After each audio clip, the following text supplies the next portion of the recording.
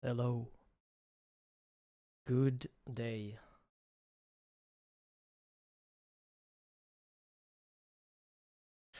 All right. I guess we're live. It's a long time since I streamed the last time. We'll see if this works. I'm just gonna post that I'm live as well on a Shapes 2 thing. There we go.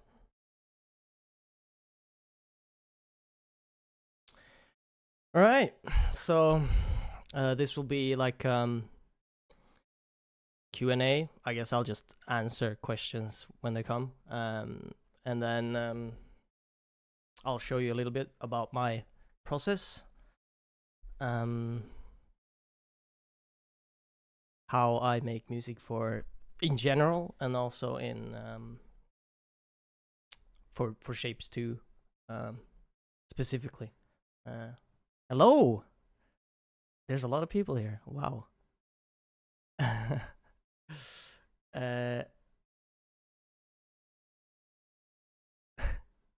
hello, hello.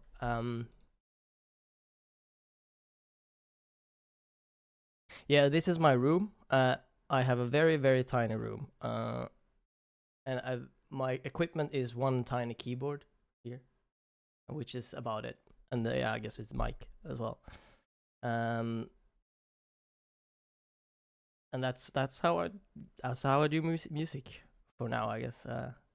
Until I get famous and I can get a bigger place. No.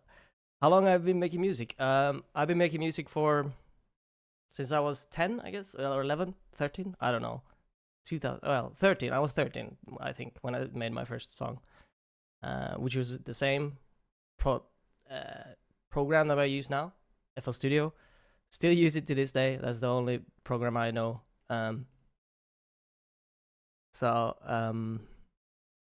Yeah. I started actually making trance music, which was terrible, but I mean, you have to start somewhere.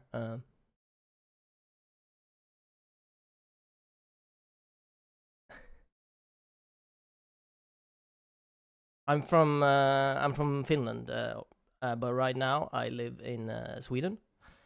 I moved to Sweden to study music, or I tried to study music, but I didn't get into the school, so instead I studied sound design, which is, I guess, has helped me because a lot of the shapes music is more like it's more sound design than actually composing sometimes, like using effects and stuff creatively. When will Shapes 2 come out? I can't say, but it's sooner than you think. No, it's tomorrow. No, it's this year. I'm good. I'm good. I'm a bit nervous because I have not streamed in a long time. I have no idea if it's working. I guess it is. I think. Oh yeah. Yeah, let me know if there's anything that's wrong with the stream because I have no clue. Tell us my secret. Oh, I have a lot of secrets. No, I don't. I'm pretty boring dude, to be honest. I'm very lame. I guess one secret is I actually don't know how to play an instrument properly. So I mean, to become a composer, you don't actually have to know how to play anything. Well, I can like play a little bit of piano, but like I can't play a song. So.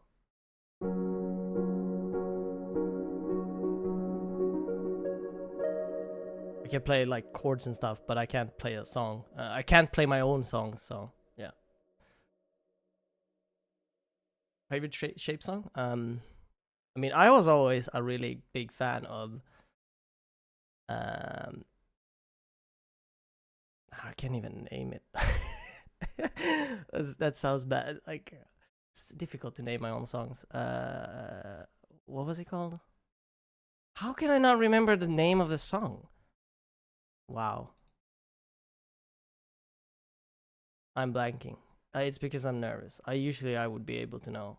Wait, let me check. it's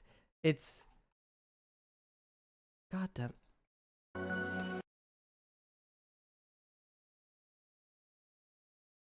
Wait. Oh yes, sorry. Yeah, it was I always liked Heptagon, just because it's I guess musically composing, like it's very well. It uses a lot of chords that I wouldn't usually use, and then I transition into something different, and I think that was always I was always proud of that. But yeah.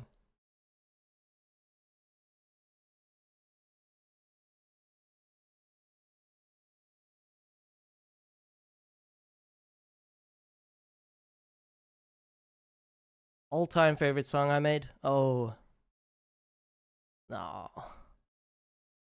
No, not really. No. There's there's a lot, I mean there's tracks that I'm more proud of than others, like maybe because they were more difficult in some ways, but they can be difficult to produce or compose in different ways. Like some might be very very difficult to get to like a place that I want it to be, and then actually getting there might be a lot more difficult than some other tracks. Like some tracks like Belts Go Brr, I never had an issue with that. It just came and went. Like it's just I had no issues with that. But for example, other tracks might have been more difficult to produce, and I've been like working on it for a long time to get it where, yeah. I mean, sometimes it flows and sometimes it doesn't, and I guess I'm more proud of those that when it didn't flow, I was able to get it into a state where I was proud of it. So I guess, yeah. Sometimes the best tracks are actually the easiest one to produce, but I mean that's just inspiration and luck, I guess.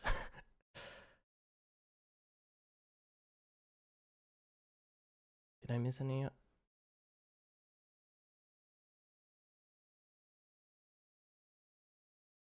Thank you for the kind words.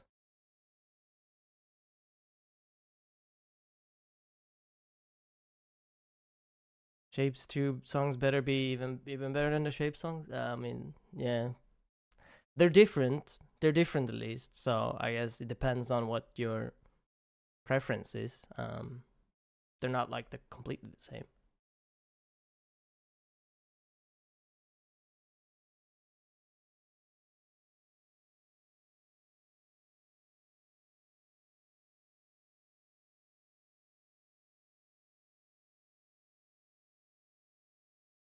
Yeah. I think I've answered every question now that I've seen.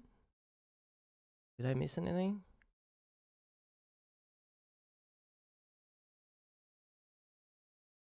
I don't think so. All right. I'm gonna start then. So usually, how I would start making music is, I mean, it's different every time. Like sometimes I might have an idea from, like I have an idea on how to make something. Like maybe I have an idea while I'm doing something else, like for example a chord or a melody or something, chord progression. Like I guess it would be weird to have a chord progression in your head. It's more like a melody, I guess. Or sometimes I do have just a rhythm that that I get in my head, like.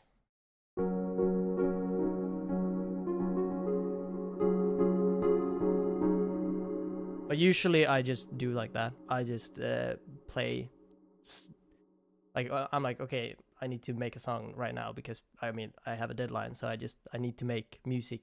So I just get a project up and then just try to get something on the piano. Sometimes I don't use the piano. Sometimes I just use the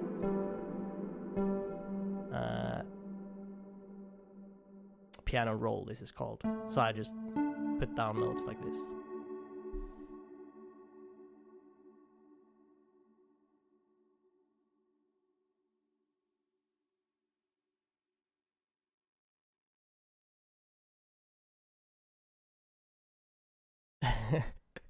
Yeah, I do have the Belts Go Brr, Belts Go Brr, which is called Trains Go Choo Choo, I guess. Yeah. I have the remix, which I'm still working on. I'm still not happy with it. It's it's difficult because I want it to be recognizable, but I also want it to be new. So and needs to fit the, yes, Trains Go Choo Choo needs to fit the overall mood of the game as well. So I mean, yeah. The one you hear in the game is not the final one. I'm still working on it. I guess I'm actually working on all of those tracks. Like some of them, the one that you heard in the beginning of this is on new of this stream before I went live is like a newer version of the one that's in game or in the demo. There's a few differences, but mostly the same.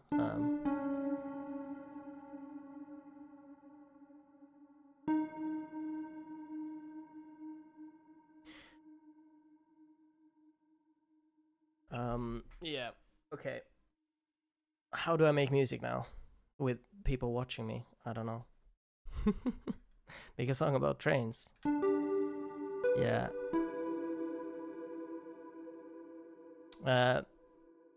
So when I make music, I usually start with the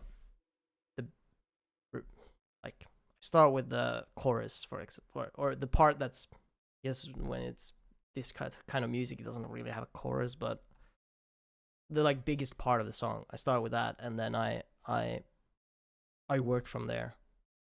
So for example, I would start with have like a 30-second or like 15 to 30-second loop that I've been work on until that sounds great. Then I like make it into a whole song.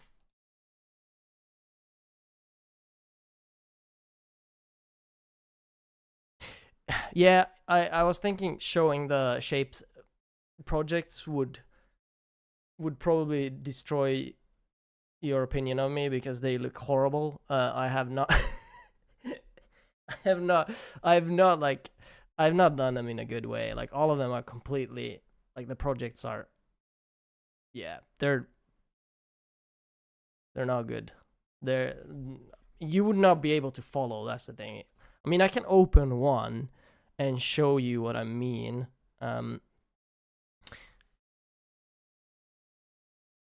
The problem is that yeah, it's very very very very unorganized. What kind of music do I like listening to? Very different than I make. I usually listen to like very old, like 80s rock or earlier.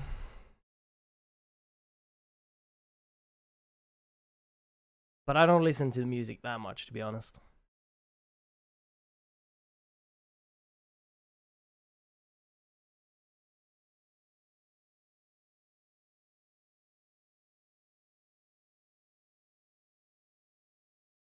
Oh, it's gonna take forever to load as well. Organized chaos. Oh, look at this. Terrible. Okay, so I haven't named anything. So they're all just called pattern. Because I know what it is. But you won't know what it is. And these are like, okay, they are, this one is more organized because sometimes I don't even organize the automation under what it's actually automating, which is stupid. I should be doing that more often. Like here I have actually done it for some at least.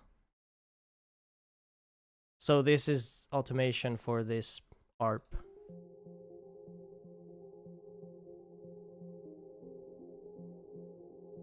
So for example, this changes how much reverb it has over time. This changes the frequency, like low pass filter. And this is the volume. Oh, this is actually the volume for the other thing that's inside of this pattern. Oh, see, this is stupid. It's a mess. I haven't even named what this, like, it's just the name of the plugin, which is called Nexus. I haven't even said that it's a bass sound. Or like a bass pad sound. It's not a good practice. I don't recommend. But sometimes I feel like it takes so long to actually organize a project that the only time it saves more time is when you come back to a project after like a certain amount of weeks, and you're like, wait, what is this? What, like for example, like I'm like, what is this filter? What is it actually? Which track is it changing the filter on? Because here it just says insert 6, which is like, what?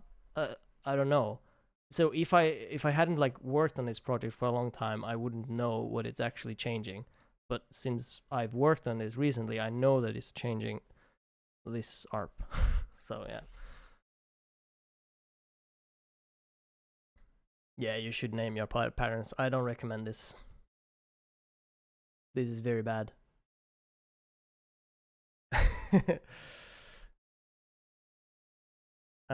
I miss anything?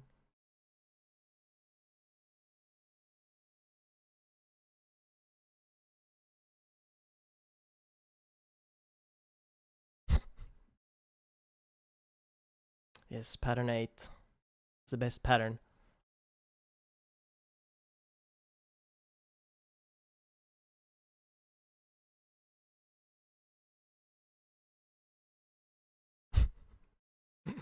Yeah, okay, yeah, if you're working with multiple people, yeah, of course. That's true. But usually you wouldn't, I mean, you wouldn't really, if you're working with more people, you wouldn't, oftentimes you wouldn't share the project. You would actually share, you would bounce out stems. So for example, I would, which it's kind of, well, it's kind of difficult to do, to bounce out stems when you're working like this, because I can't like just solo this and then bounce it out as a stem, like just this thing, and I would send that. So if you're working with more people, this is also not a good thing to do. Yeah, exactly.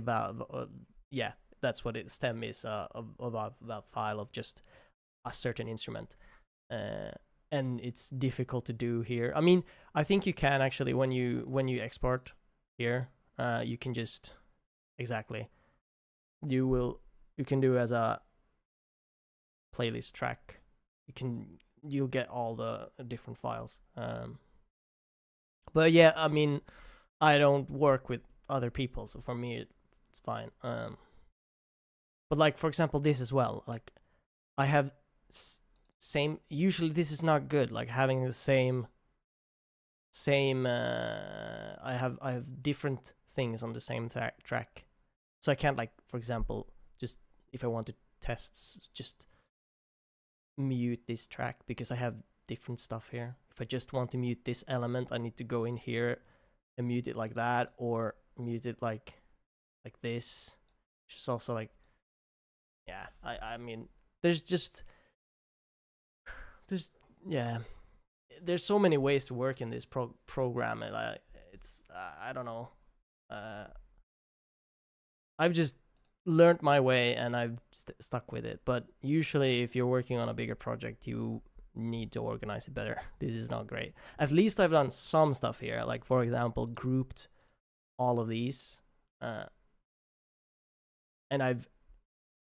I have different pattern for some stuff. Like this one has his own pattern. It's just like chords, but then I have double things here. Like I don't know why I've grouped it like that either. I have no clue. I don't know. It just happened. If I have a day job, yes, I do have a day job. So this is more like a hobby, or I guess I'm a semi-professional. But I'm not really a semi-professional because I do have a full-time job, not like a part-time job, which I guess I should at some point. I'm thinking maybe to get a part-time job, so I can make more music. But we'll see. For now, I just got a new job, so I can't really.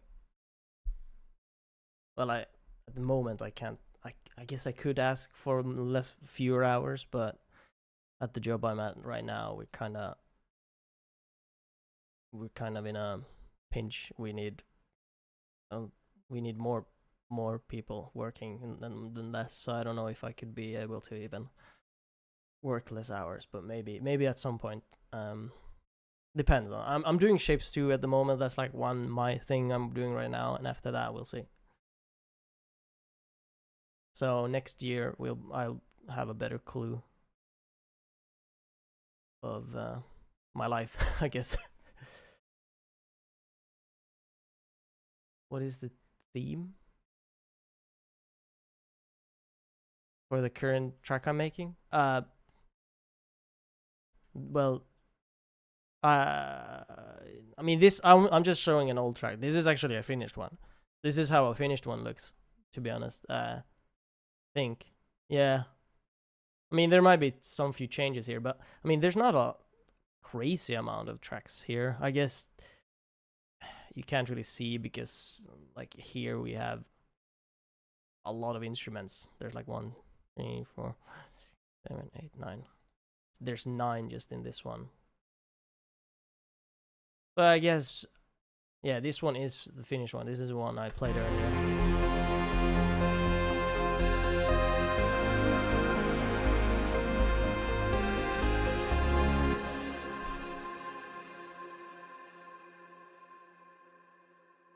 But I mean, I don't really have themes. It depends on what you mean by theme. If you mean like melody theme, I mean, usually with a theme you would use it more than once. If it's a theme and you only use it in one song, then I wouldn't call it a theme, since it's only like one you only use it once. I don't really like use different, like the same motif or something in different tracks. I normally don't do that. I mean, maybe unconsciously, subconsciously, I mean, I do it, but not like, I'm not like, okay, I'm gonna put this theme here now, or this motif thing. I don't really do that kind of thing. So I kind of wing tracks. Well, yes and no. I mean, I do have different moods I'm going for, or different, like for example, for Shapes 2, the theme is basically space, and I mean, I've like the tracks can't be too dark, they can't be too happy, they have to be somewhere in between. Needs to be a little bit uplifting. But mostly the space thing is the biggest difference between Shapes 1 and 2. Like that theme is, I guess, a theme itself, which is why like I changed this part, which was earlier like a lot of drums and more grounded. I guess without like drums, you're less grounded, because actually drums will ground you, because yeah, it feels very grounded, like having drums. So without that, like having this part, this feels a bit floaty, because it doesn't have like it doesn't have like the normal-ish drums that you would have. Yes, the spacey reverby vibes, exactly. If I have a vision, well, yeah, I think I kind of answered that. The vision being, well, the vision actually being Shapes 2, like looking at, I mean, I use that as reference as well. Like looking at Shapes 2, the game, and looking at art from it, and trying to get that sort of mood to fit, at least somewhat, in my mind. Of course, everyone will have their own opinions, and there's no right, correct answer of what type of music goes with that. It's just my idea of what music would go with that art style. How did I get my first contract? You mean for music? Well, I think, well, I met, or I got I got introduced to Toby,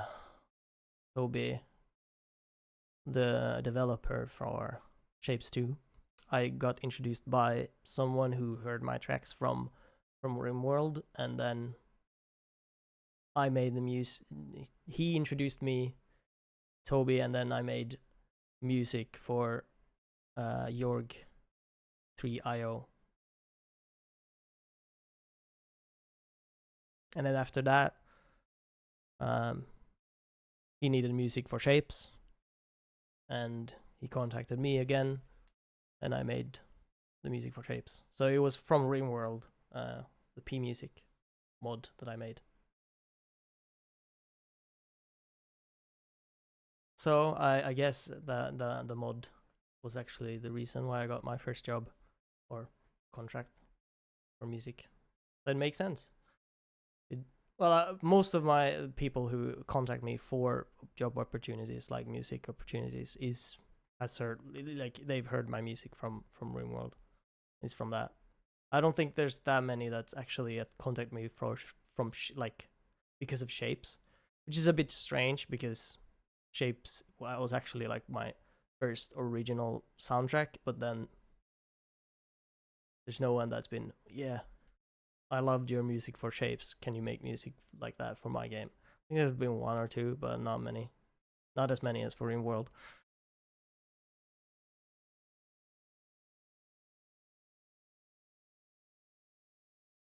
Yeah, the feeling needs to match the game. Yeah, I mean, I can show you, like, for example, I've done a lot of. No, this is not it. I've done a lot of, like, I have a lot of demos, and I have even more demos because there's research demos. Like these were before I even had an idea for, or I showed you these types of, like, there's a lot of different types of music, or like this is more sci-fi, this is more bright, this is more dark, this is orchestral, this is more techno. I made different types and showed them to Toby, and we went from there and tried to see which one, like, I even made a lo-fi track, and see like which one works with the game the best. And this was actually before the theme of the game was decided to be space, I think. Not sure actually. Don't quote me on that. But yeah, I made a lot of different demos to see which type of theme or mood fits the game the best. Then we just decided on basically same as Shapez, but more spacey.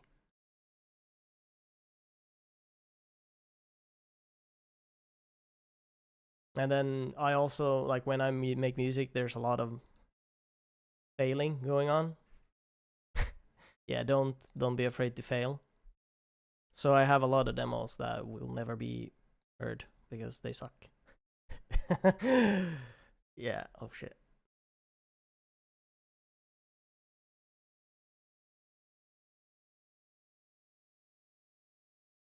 Any tracks that were scrapped and then revived?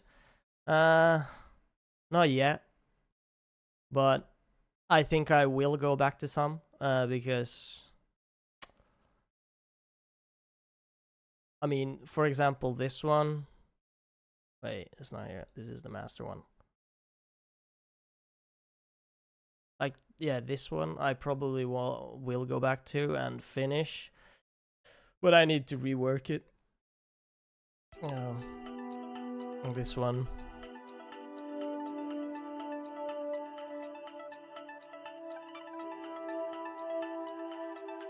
So yeah, I mean, it works. It's just a bit too much here.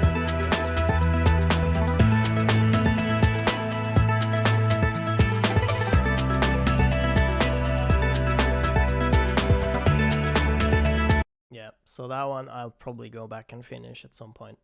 I mean, I have like a list here of which demos I should go back and finish, and which ones I like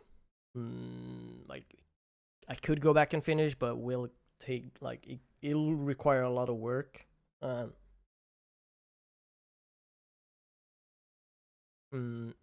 Which is why I haven't done it yet, because yeah. Oh yeah, what track in Skyworld? I'm most proud of the first one, Welcome to Skyworld, because that one was, I mean, I worked a long time on it, and I think it's very, very well produced, in my opinion. And it turned out to how I wanted it to turn out. Like, that's very, very rare that it happens that I managed to actually make what I have in mind. Usually it becomes like almost there, but not really. Yeah.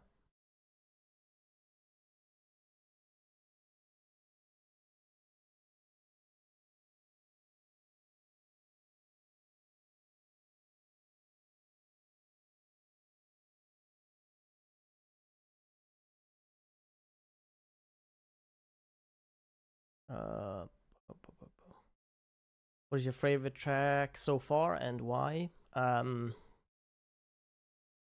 mean, probably the first one. I mean, it's called Demo 14, but because it's just good, and I don't have to go back and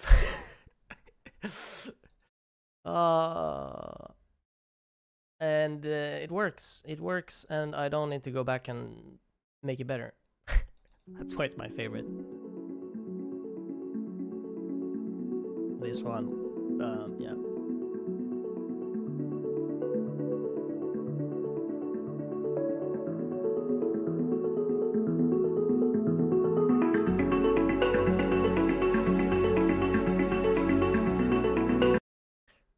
Sorry if you wanted to hear it. You'll be able to hear it soon. It's this year, so it's, for me that's soon. Maybe not for you, but for me it feels very, very soon. Very, very soon.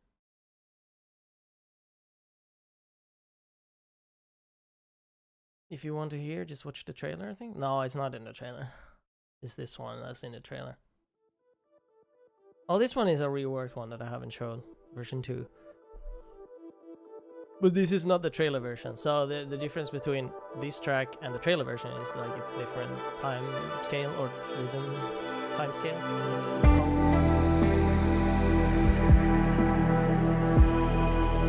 This is 4/4 and the other one is 12/8.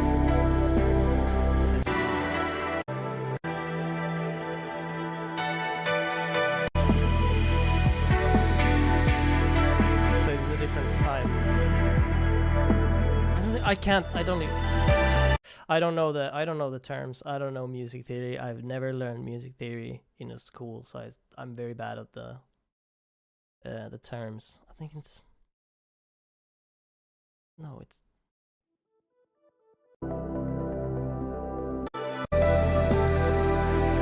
it's the same theme but in different rhythms thing. Is it time scale? I guess it's called time scale. Someone help me in the chat. Oh my god. No, it's not called time scale. Is it? No. This is stupid now.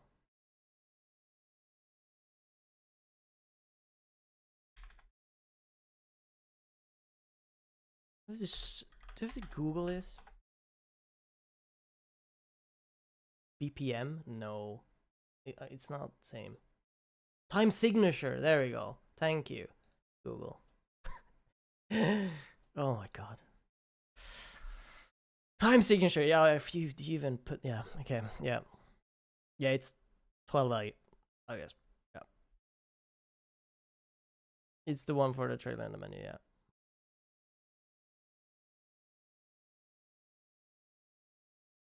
Now the difference between 3/4 and 12/8 is So there's probably a difference, but I can't explain it to you. I'm sorry. How much time on average does it take a track take to make? Oh, it's very different. Very different. Depends on also like if I'm happy with, like, sometimes I just make a track and everything goes smoothly and then it's done. But most of the time I'm like, I'll make it complete and then I'm like, I'm not really happy with this, so I'll go back and try different stuff to make it better. Sometimes it makes it worse.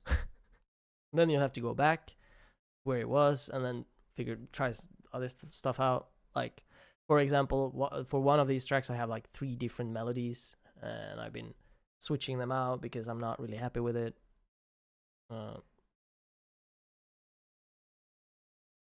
So that takes time. But if you get the right melody,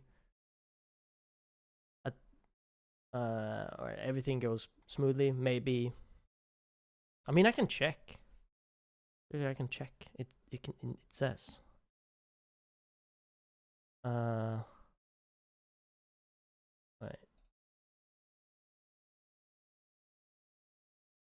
So if we go to like demo 14, the one that I'm happy with, I can even check like.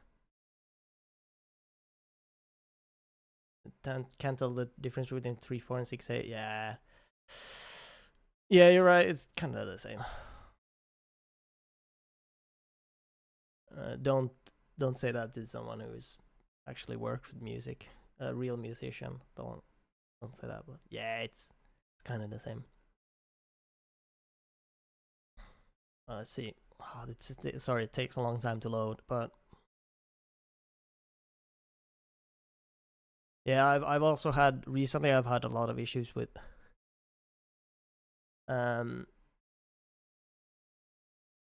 loading times, software issues. That has been taking a lot of time as well. Like if you count how many times, because for example, the Train Go Choo Choo is the same same project that I used for Belts Go Brr, and I didn't think of cleaning it up. So it's like the project is way too big. It's way too big, and whenever I click somewhere, it like crashes sometimes. So if you count the time it takes to like load and stuff, it's a lot longer. So I mean that's another reason why you should be actually organizing your project, because yeah, you don't want that to happen. You want it to go as smoothly as possible. So where do I check? I don't remember. I think it's about. Oh, don't. There we go. 30 hours. 29 hours and 13 minutes.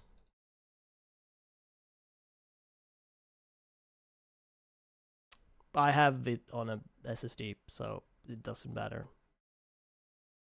It's because, I mean, if you just check, like, if I check my RAM, oh, fuck. I don't. Yeah, I mean, it's using 15. This one is using 15 gigabytes of RAM, or 14. But this one is quite small, this project, for 14. I've had worse ones for sure.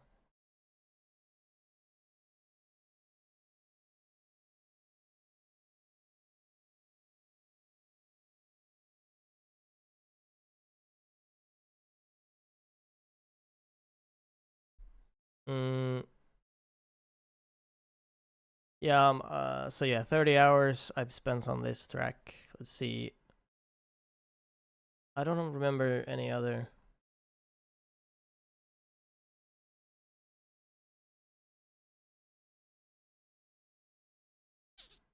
I'm wondering if there's another one that's I know that I've spent.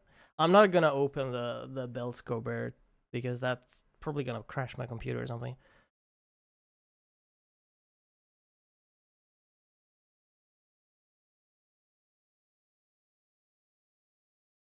Yeah, it takes up a lot of resources. But I mean, you could do this in a better way. You could render out the tracks so they're not in the plugin itself. Instead, that they're up in like that they're, if they're wave files, they will take less memory. And but in that case, if you've already like rendered them out, you can't go in and change stuff. Like if I wanted just to change this down here, like I would have to do that and then render it out. So I don't like that either. I like to have everything in MIDI, and I'm able to change it however I want. Oh, this one is actually, yeah, look at this. This one is super badly organized. Terrible. Like, don't do this. Like, I have no clue which this one is referring to. This is terrible. Don't do this. If I could go back, I would. This actually opened up my eyes. I'm never gonna do this again. I'm gonna try and organize my tracks better. That's like saying, that's like smoking and saying I'm never gonna smoke again. Like, yeah. You should try and make a new track. You want to see that? Yeah. All right. Let's do that. Oh, don't save.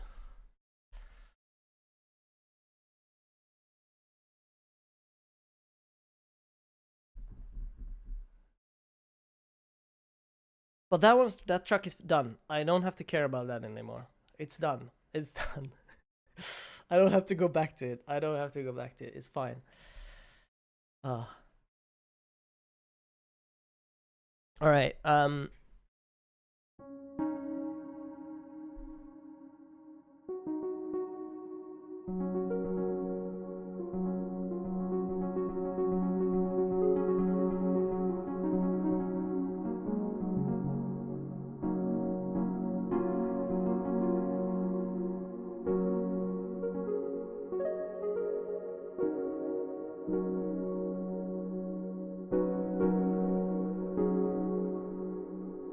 Okay, I don't think we can do.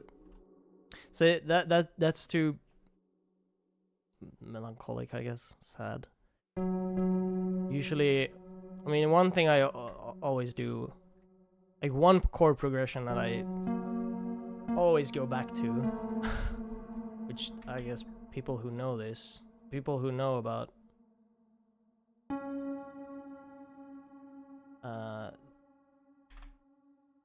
this will probably cringe, because I always use the flat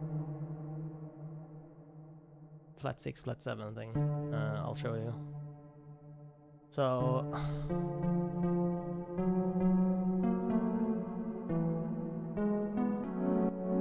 oh shit, why is it?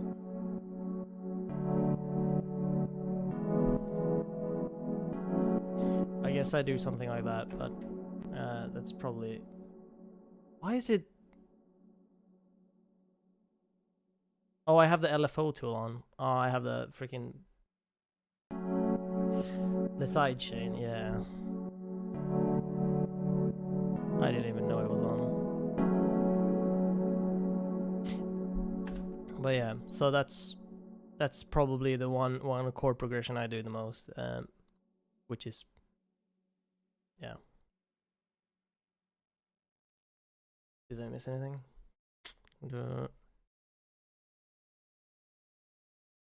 Yeah, finish the track in one sitting so you don't forget. Yeah, that works. How much of the shapes do you sound?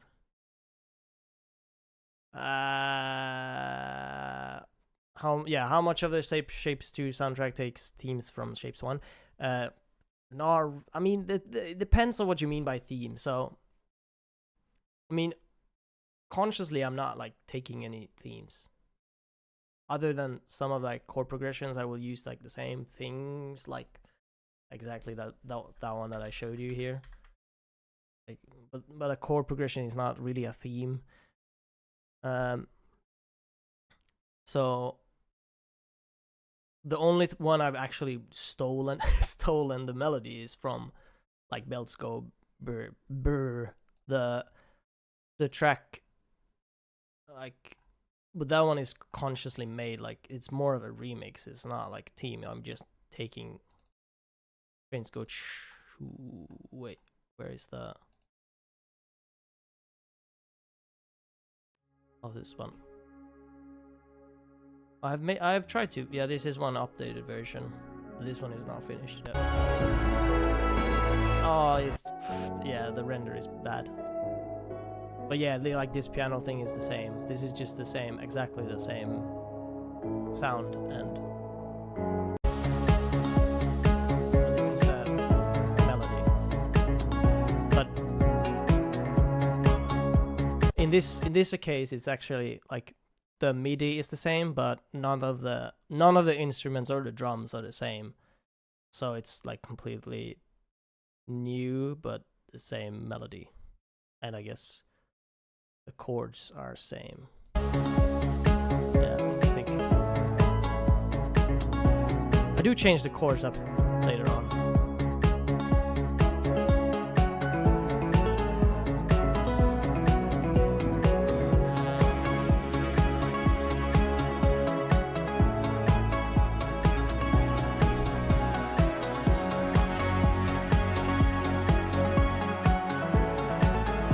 The chords are a little bit different there, but that's work in progress. Don't take that as like finished. Rethink 2 when? Oh. I don't think I will be doing more like remixes, unfortunately, because the first like the Shapes 1 soundtrack will be available, I think.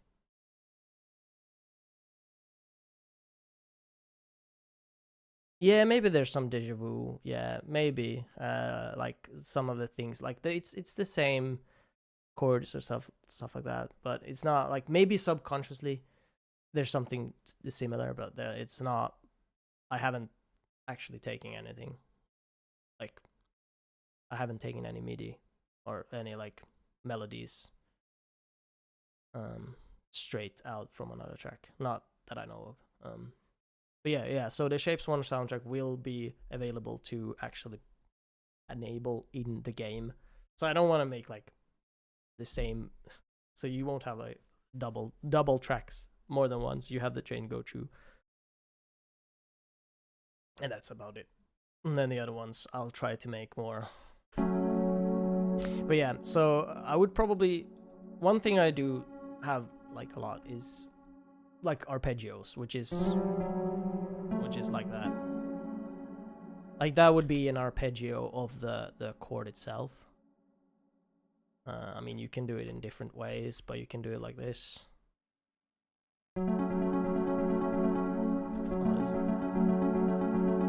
Or you can, I mean, you can go down here and don't, yeah. Maybe I don't want to have it as like that.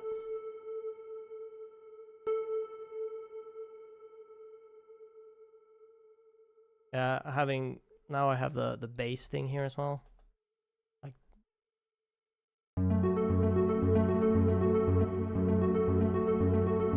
one thing I do a lot is like that. That's probably one thing I do a lot, which is change it from a minor chord to sus2 chord, which, oh shit, it was, yeah. I'm not gonna do it now.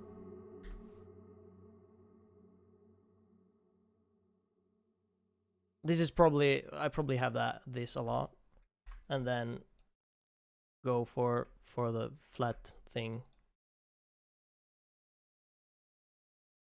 like that, and then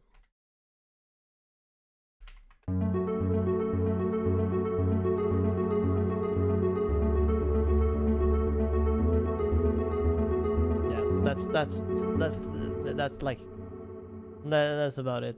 that's the basic sound, and then I go from here. No. But yeah, that's one thing I do a lot. But of course, I try to.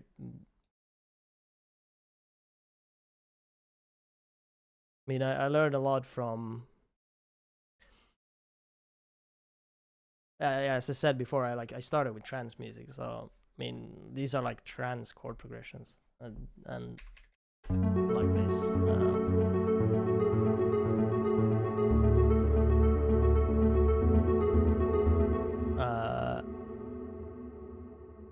This one is Avicii levels chord progression.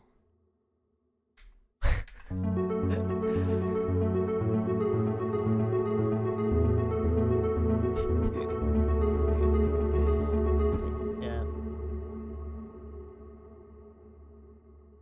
But of course I tried to be more creative than this, because this is like usually one thing I would like to do is like make a melody out of either one of these arpeggios. So maybe like, so it sounds like a melody inside of the arpeggio. I don't remember which track I do it in, but no, I guess I actually do it in this one. Yeah, so this is an arpeggio, which kind of has a melody in it, and then I also do like a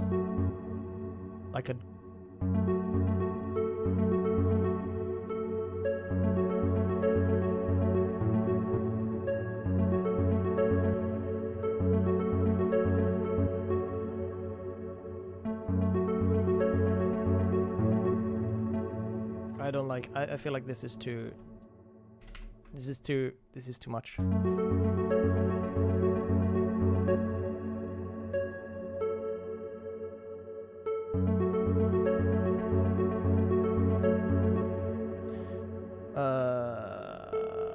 Yeah.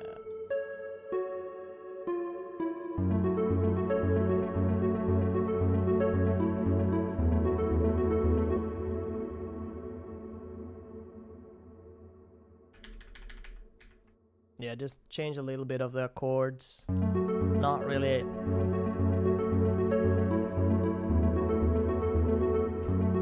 But yeah, I do like to have like the same melody over different chords. I don't really know what that's called, but that's like, I've always wondered what it's called. But I do have the same melody but change chord.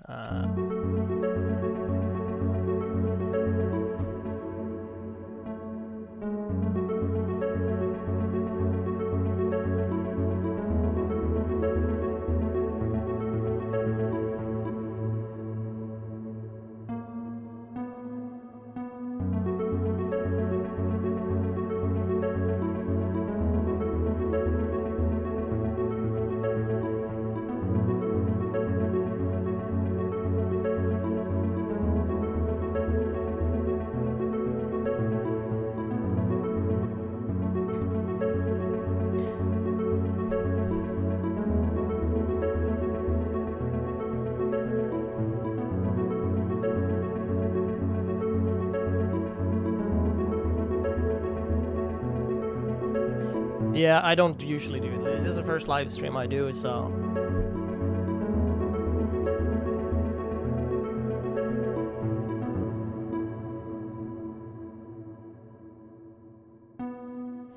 This is no wonder you haven't caught it before. Last time I did a live stream was like 2 years ago or something. So, it's no wonder. Then I can also change that.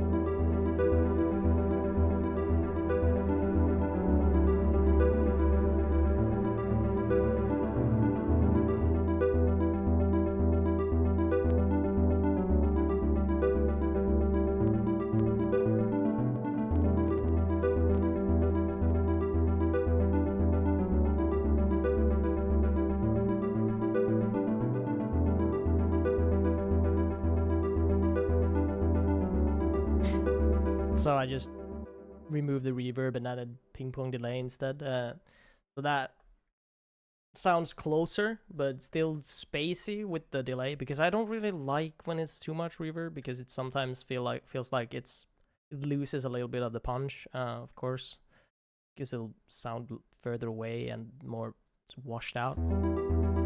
So this would be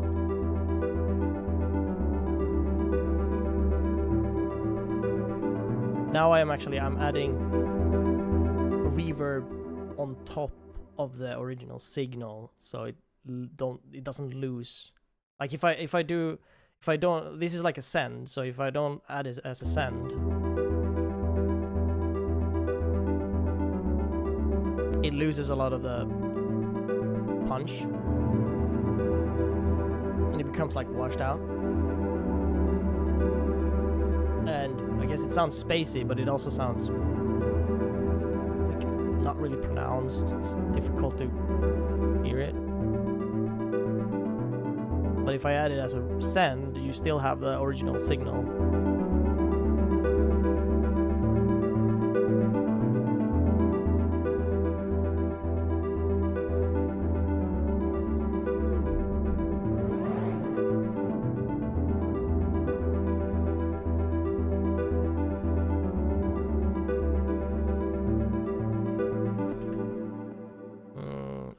I feel like it's going too far.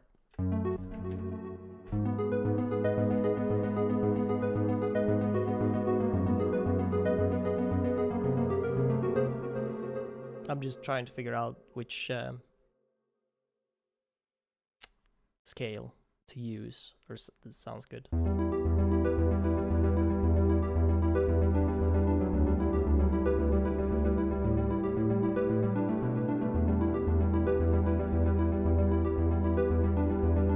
I don't like that reverb. Also, I don't think I like this delay timing.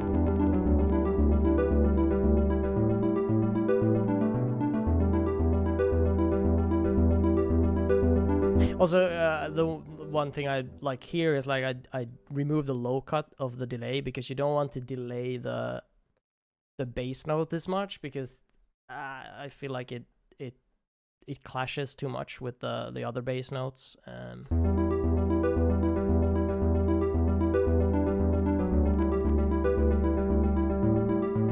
Maybe a little bit of reverb, but not too much.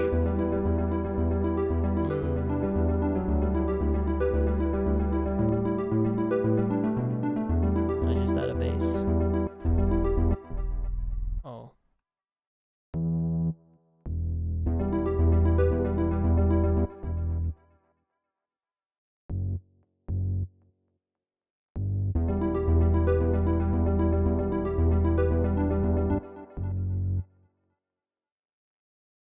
I don't even know which one.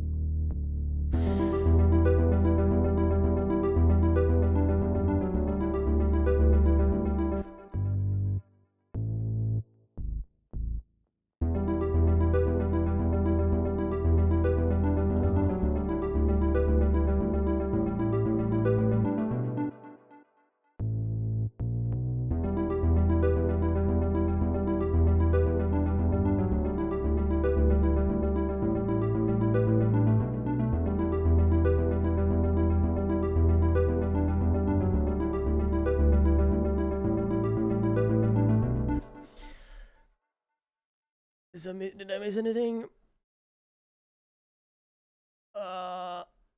It's hard to all make music and follow the chat.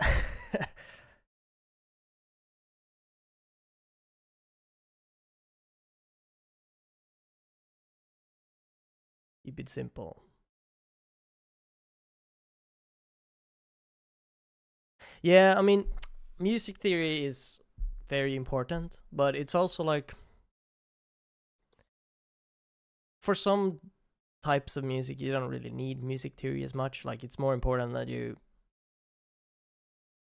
experiment with sound design and different sounds. But of course, if you're making orchestral music, you have to know music theory, of course. Like, and yeah, so it's not like walking apart. But I know some music theory, but I'm no expert.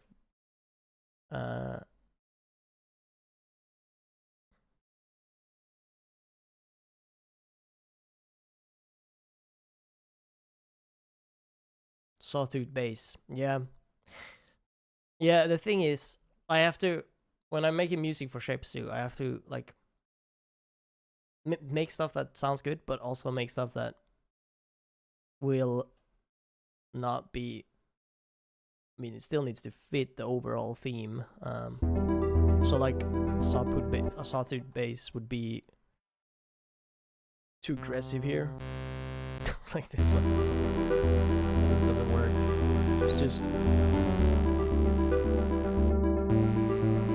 It's just too aggressive.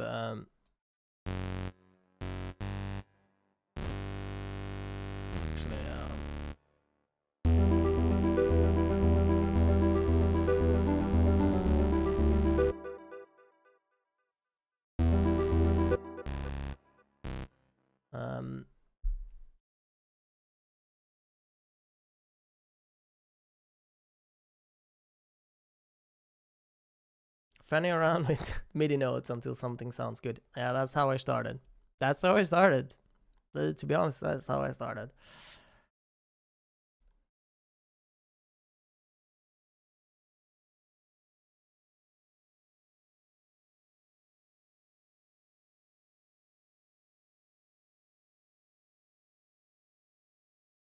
Low pass filter. Yeah.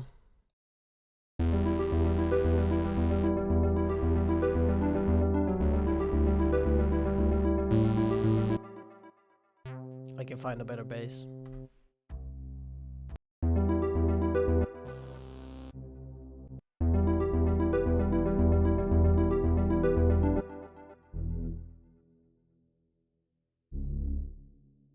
Okay, I need to change the scale because I'm like used to this one scale, so I can't really. I can compose in this scale, and then when I'm done with composing, I can change the scale again.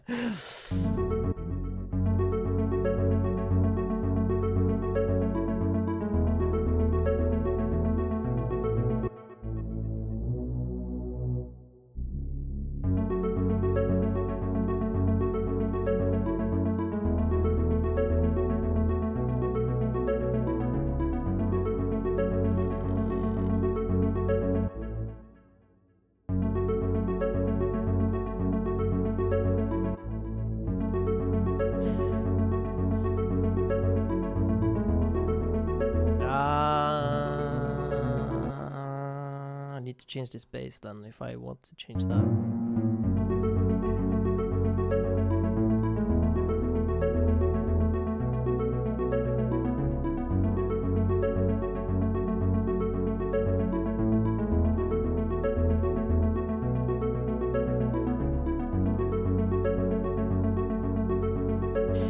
Yeah, I'm not really a fan of this sound now.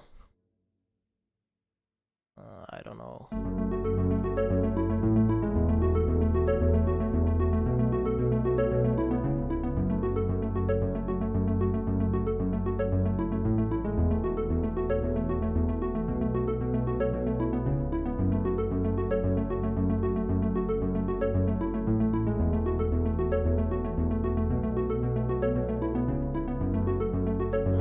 Why does it feel weird?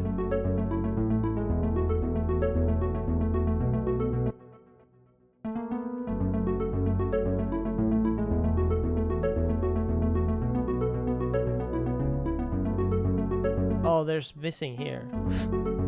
That's why.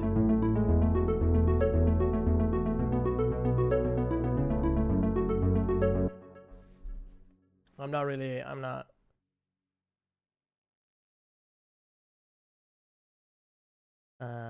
Yeah, it is. I need to have a right instrument for this. And also, like, for example, you probably already tired of this, as well as I am. But the thing is, like, to always add stuff. Like, I wouldn't have this looping for a long time. I would always add something, be it another instrument, be it changing of the the melody itself, or adding an affecting, like having this over time, having this be like filtered and moving in some way. because I mean it is supposed to be. This is also not organized. I've organized it once, but then I bought a new computer and I never organized it after that. That's another thing with organizing. Like, you do it once, you want it to be done, and you don't have to do it again. Then you get a new computer and you have to do everything again. And I never find the right thing I'm looking for here. There we go. I'm just gonna put this here just so you can see what I mean.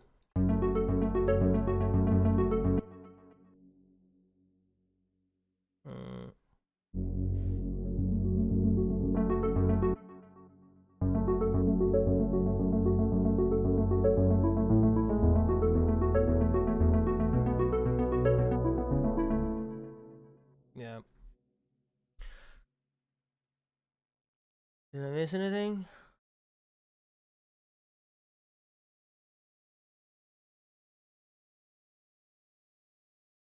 Bass from Rhombus. I don't even know which which bass I used in Rhombus. I don't remember. Hey, everyone that's joining.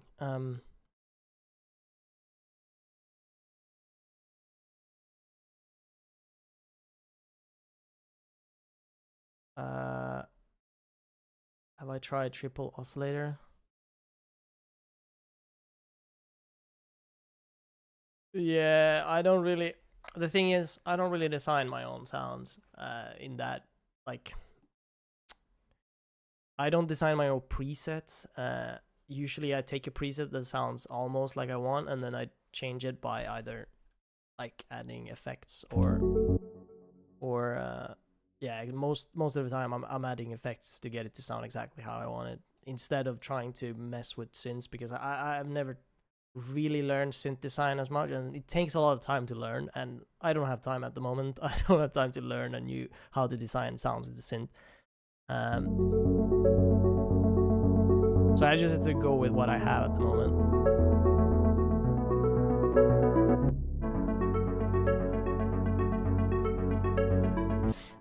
Yeah.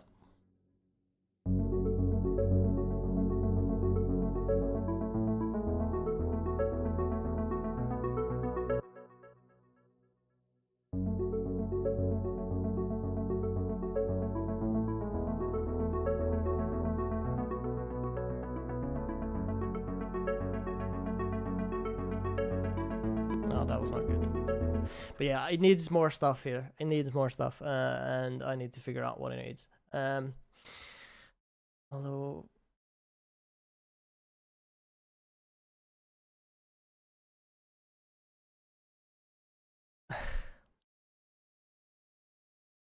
wait.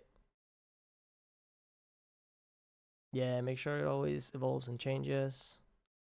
Of course.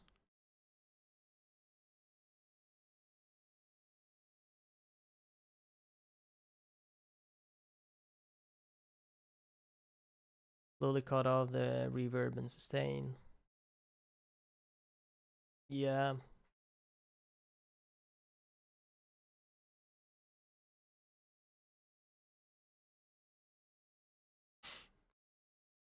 Drums.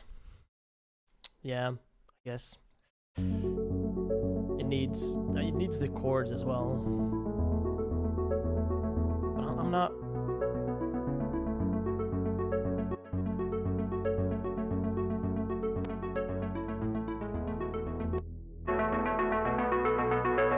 Spaces.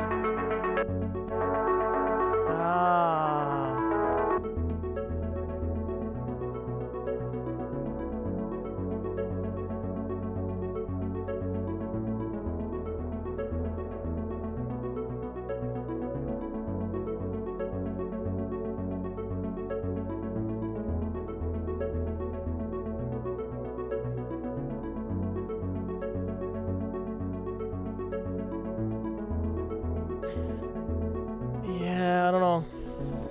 The more I listen to this, the more I hate it.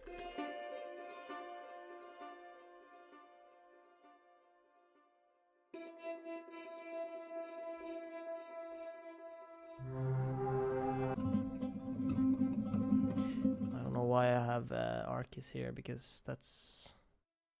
Cause yeah, I have like all of the complete stuff. So, but I usually don't use it that much for this because. I mean, we have there's too many options.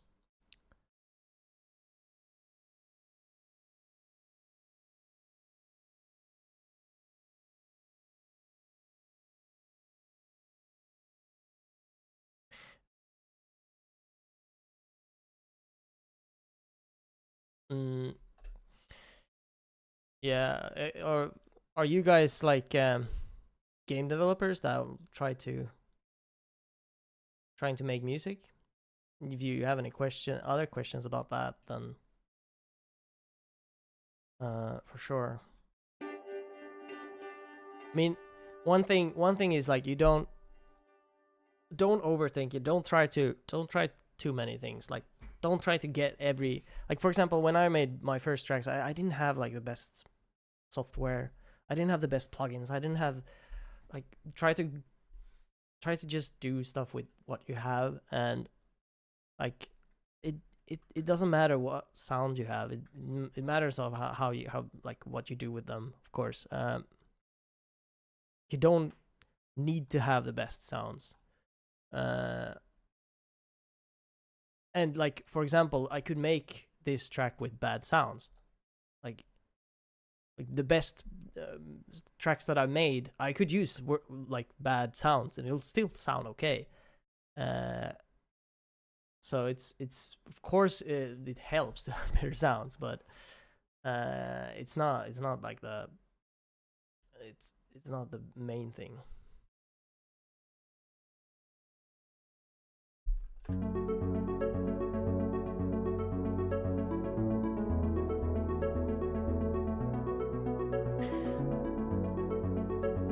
I don't know if I like the sound, honestly.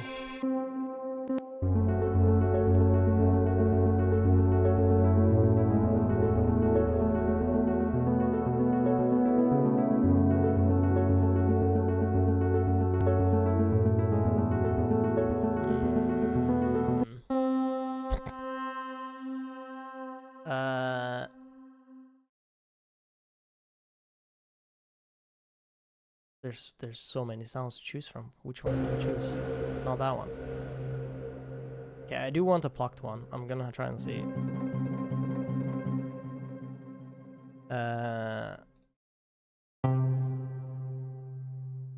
Like for example, I could just.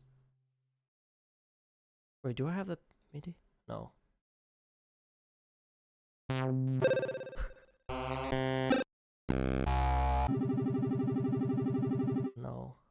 No,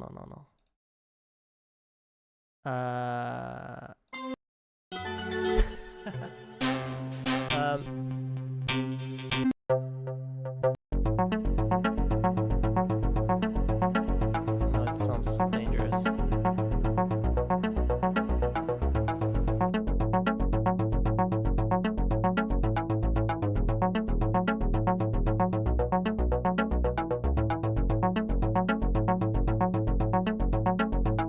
I guess it makes sense to just choose at this point. It makes sense to choose a very I'm just gonna choose a freaking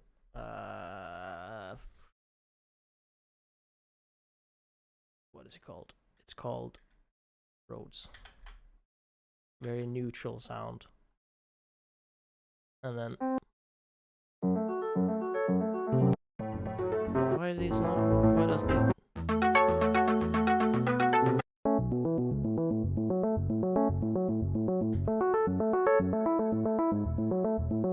this does not sound neutral. What am I talking about?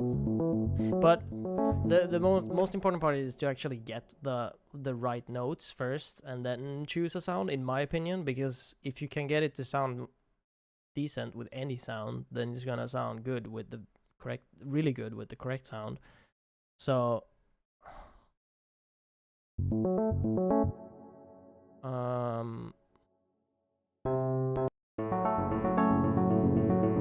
okay, it sounded a lot better with this bass piano. I'm gonna go back to it.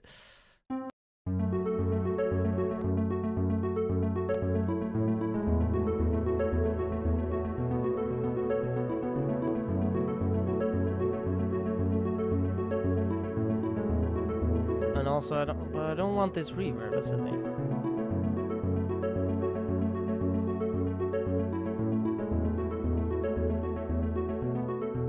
I'm gonna change this to one thing.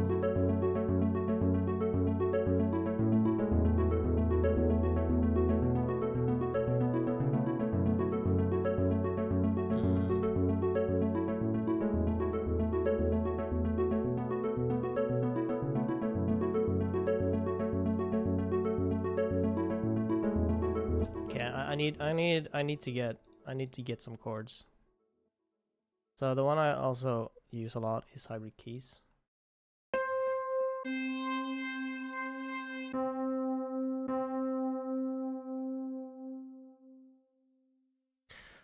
Because I want to get some harmonies going.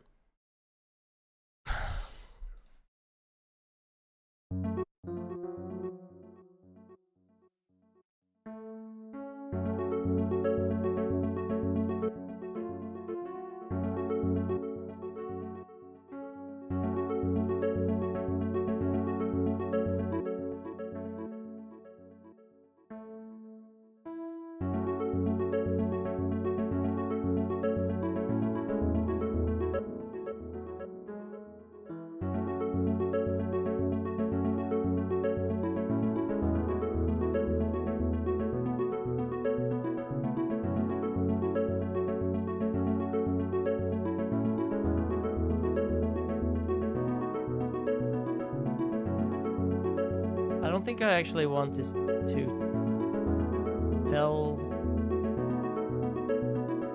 So this would be like the correct chord for this scale. But I don't like either of these, so I'm just gonna be neutral and just not use. Don't use the third of the chord, so it'll just be ambiguous.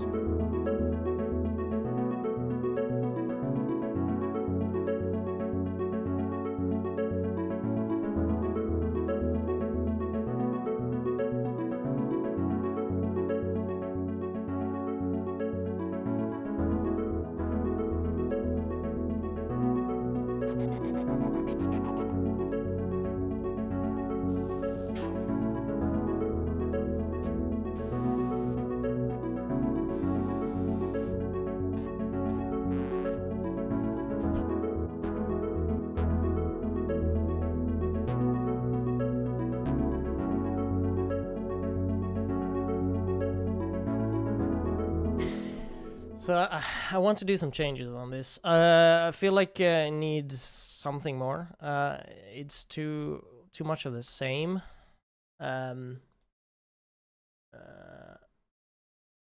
Big P. Thank you for loving my stuff. Filling in LFO and for volume and panning. I actually do a lot of LFO for panning, but usually it's not the main thing, like the. I don't know. I don't really like the sound. I'm not really but that kind of stuff takes hours. Like just looking through sound that sounds good.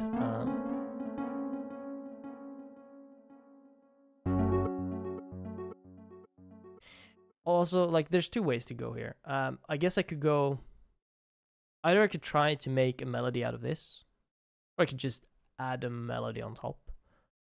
Or I could do both, but that's more difficult.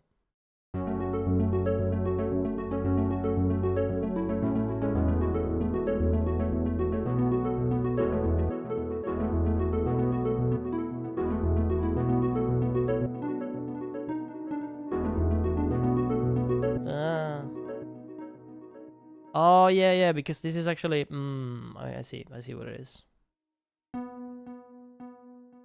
So this one here is actually anticipating the chord which will come after this. So technically this would be here if it would follow the chord, but I think it sounds better to have it on.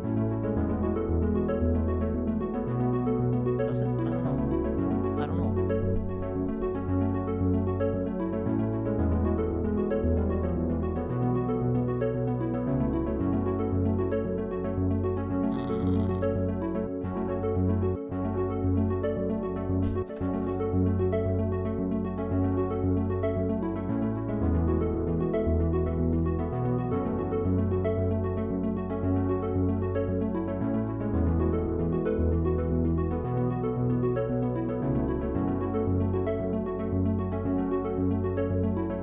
Here I would definitely have another melody. I think this is just the backing thing.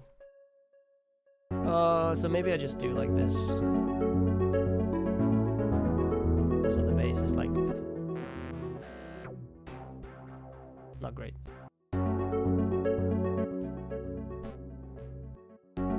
It doesn't matter for now.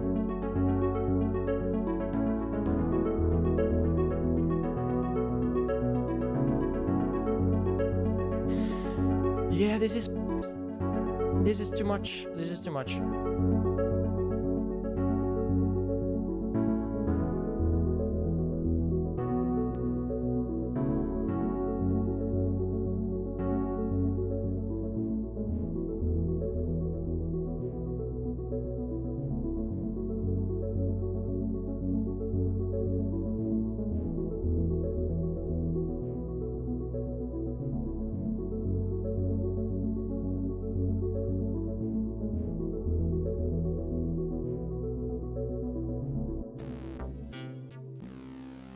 Yeah, so I need something here on top that's I got an actual proper keyboard here. Yeah, I do, but I as I said, I can't really play piano. But sometimes I do it when I'm trying to like improvise melody, because that can sometimes be easier.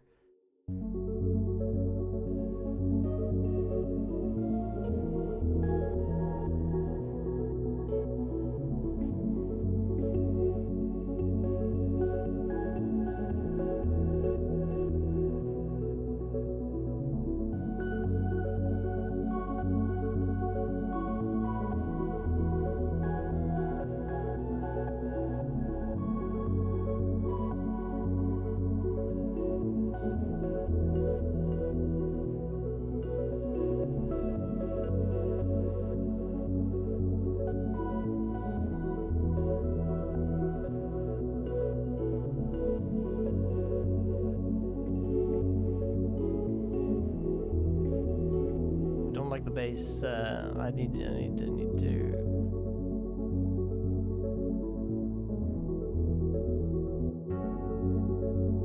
Also, I need another sound for the chords.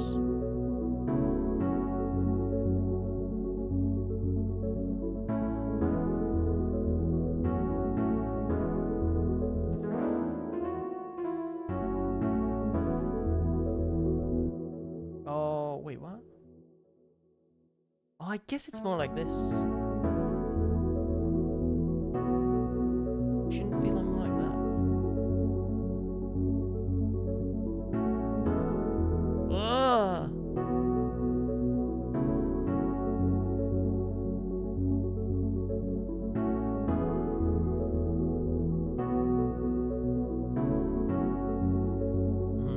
Yeah.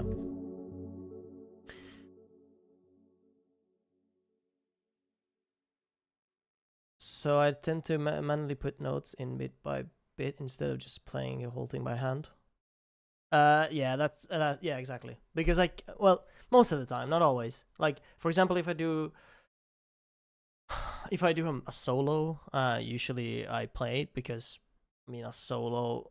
I'm trying to figure out which track I have a solo in. It's this one.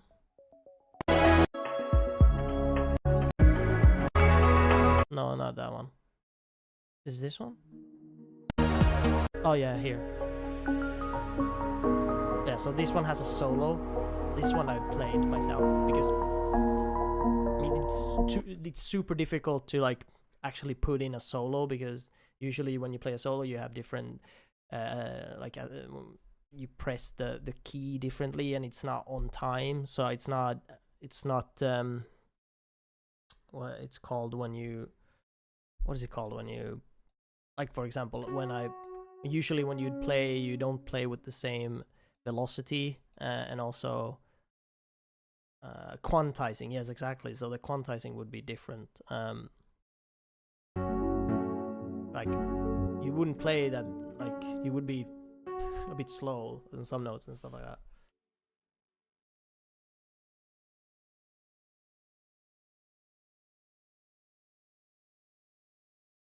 I would try to make the 8th note in the arpeggio pop.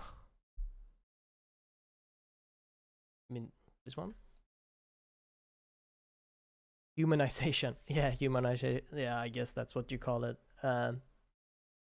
But I mean, the humanization is also like, it has a time and a place. Like, if you're making, like here, if I would humanize this, it wouldn't sound correct, because it would sound more like, it would sound, it would sound, I don't know, not on time. It would be a little bit slow. I mean, sometimes you want the groove, but I mean, in this, it's not supposed to groove like that. Like, it's not supposed to be like I don't know, funky.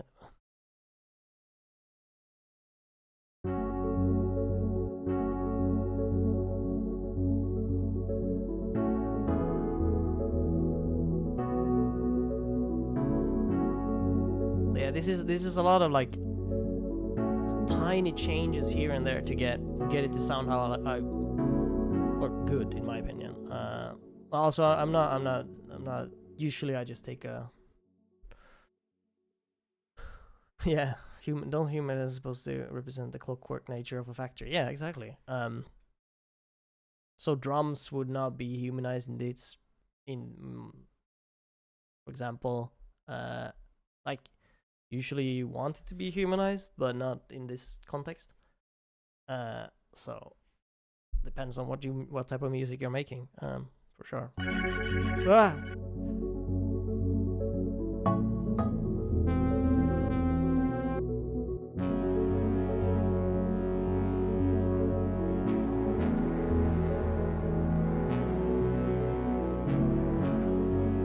I like this. I don't want it to be late. I want it to be.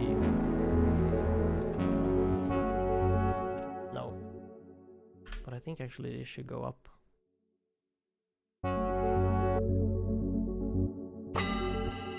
Oh, so actually watching someone make music is it's not entertaining, which is why I want it to be more like a Q&A, because I'm just playing with sounds, honestly.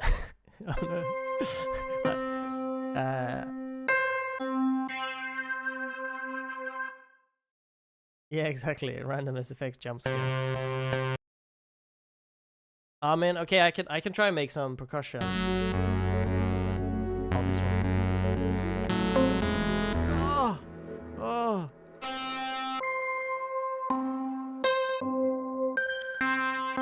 Actually, I could try doing this as a pad,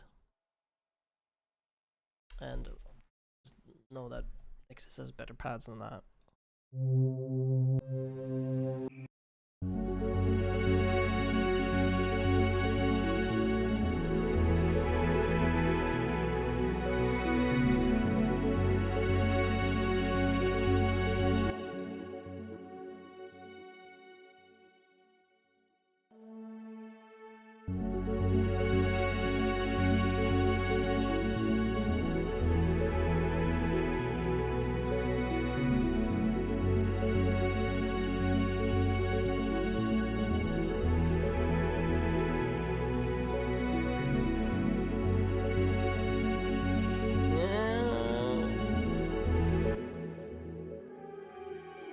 I don't know.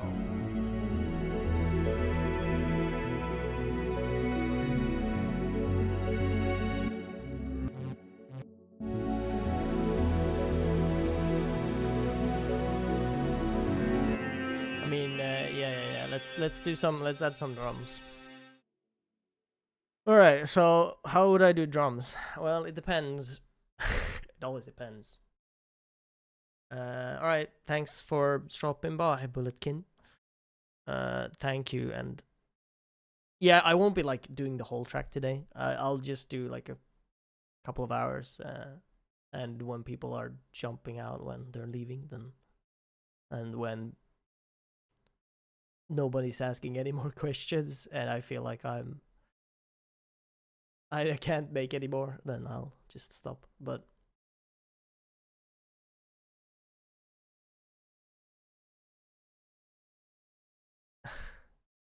yeah.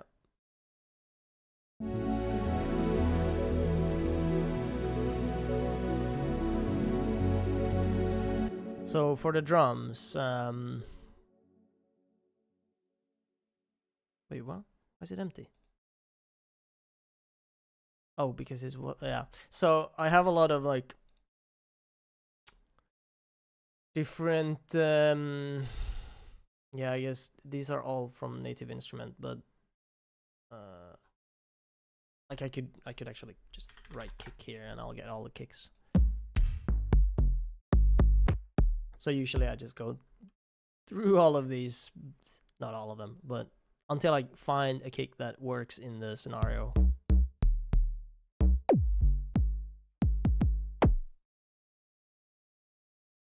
No, I'm not gonna go now.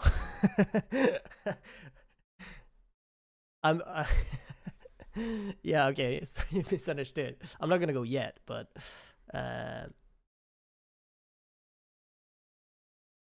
I'll go in. I won't be. It won't be a very long stream. I'm just saying, maybe an hour more.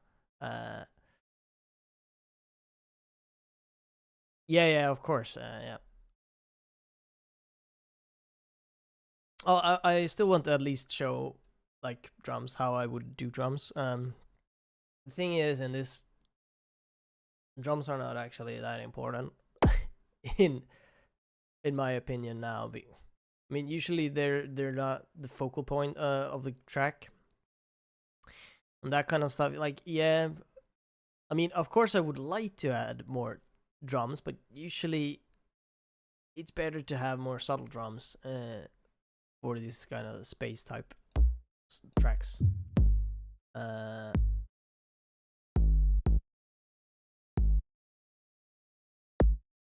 That's the downside of space. Like, there's no sound there.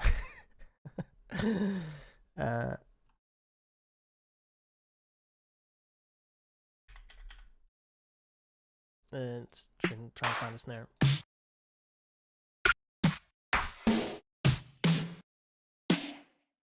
I guess it doesn't matter. I'm probably gonna.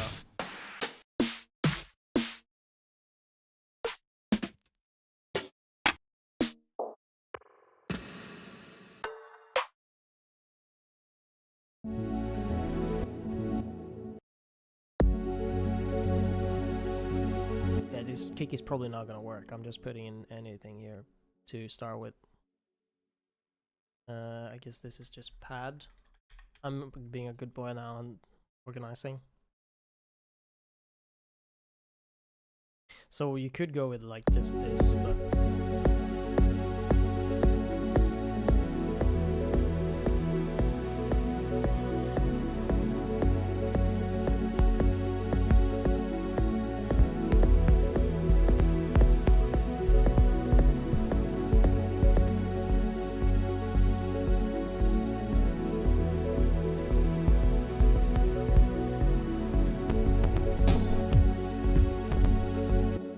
I can also do that, which changes it.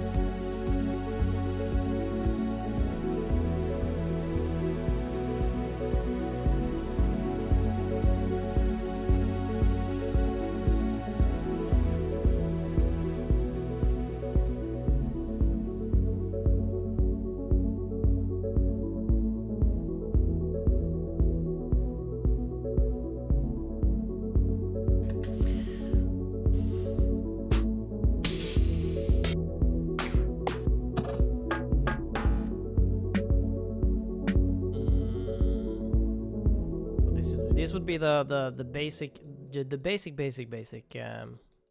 drums. You have the kick, you have the snare, and then you have the hat. I'm probably not gonna go with this, but just to show you the basic. I don't know why I chose that sound. Also, this would probably not be another pattern. Yeah. This is easier if I just do it like that. Usually I have the drums on a different pattern.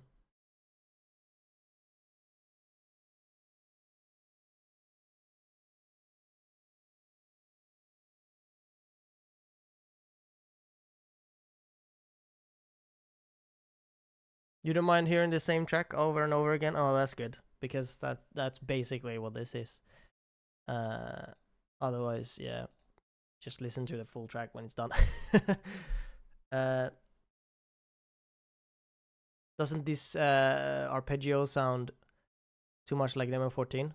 I mean, yeah. But the thing is, I was kind of showing how I made it, and it is very similar. I'm probably gonna change it still. This is just I don't know if honestly I don't know if I'm gonna use this track, because right now it's nothing special, so we'll see. But usually I start with this and then I get into something maybe that sounds more unique and better, and then I go from there. Maybe it's the bass, maybe it's the chords, because the chords are a little bit different, not exactly the same. I mean, there's 7 chords I can use. Of course, I'm gonna be using the same chords in different tracks, because there's not that many chords that I can use that work in this scenario. Of course, I can use like 7th chord and 9th chords and add stuff, but usually it doesn't really work in this scenario. I mean, look at every pop song. Every pop song uses the same chords. That the same chords are the same, it's fine. It doesn't matter. Like, it's everything else around it that will make it unique. And right now I only have 3. I have 3 tracks or 3 instruments, so it'll sound similar, of course. But we'll see.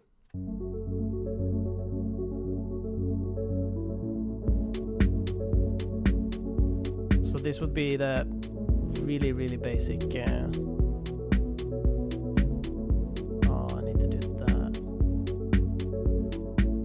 I'm not gonna have this drum pattern, by the way, just to show you. What I also do is, like, for the hats, I can add a delay.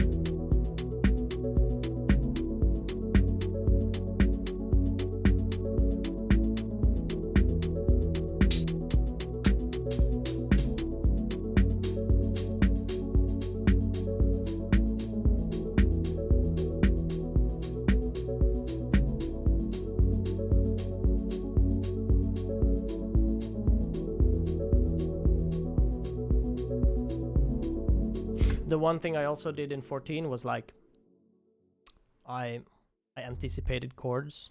So, like, I played the chords before the beat changed. It would be like this. So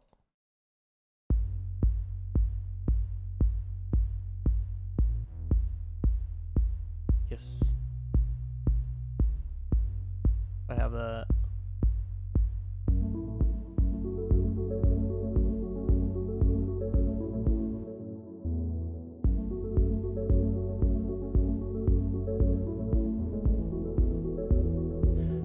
can't really do it now. It would be changing up too many things. One thing I did want to try is, like, making 12/8 thing, or different key, different rhythm. Although, I mean, it's super difficult. It's super difficult to do a different yeah, leading into chords, yeah.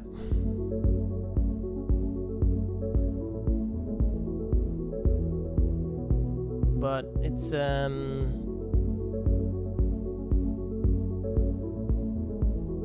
need to change this before that. Wait, I just skip the bass. No, let's have the bass.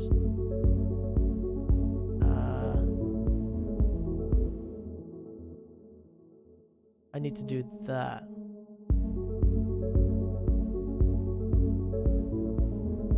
No.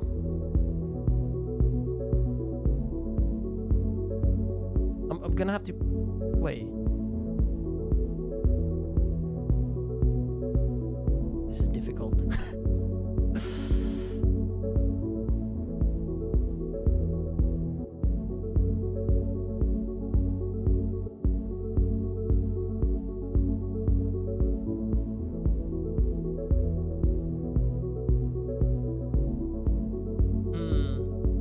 This is so much easier if I actually have like piano as well.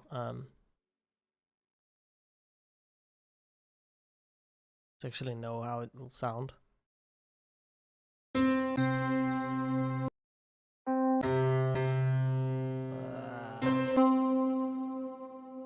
Or whatever, it doesn't matter which sound I use.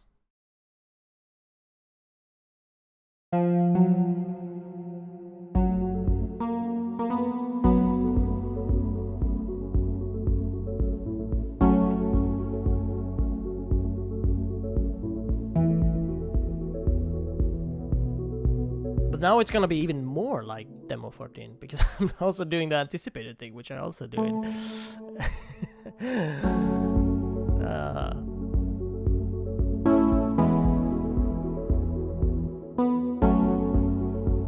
actually, this one I might not want to have anticipated.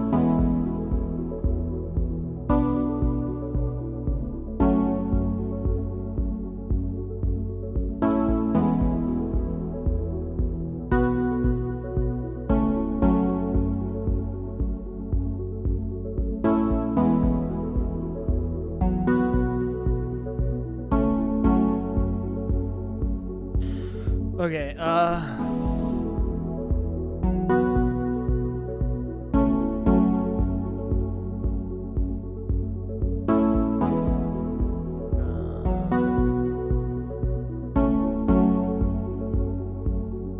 wait, do I actually?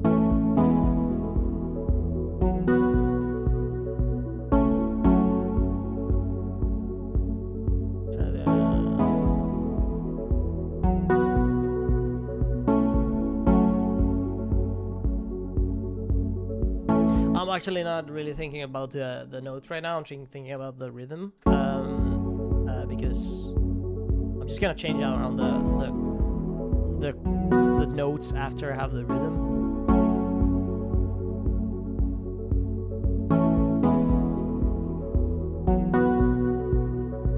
Also, the sound is also temp, but I just need to get the rhythm correct.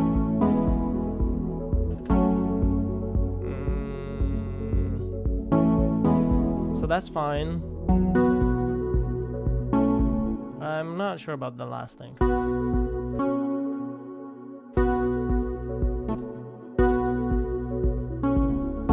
Ugh. Maybe I just do that.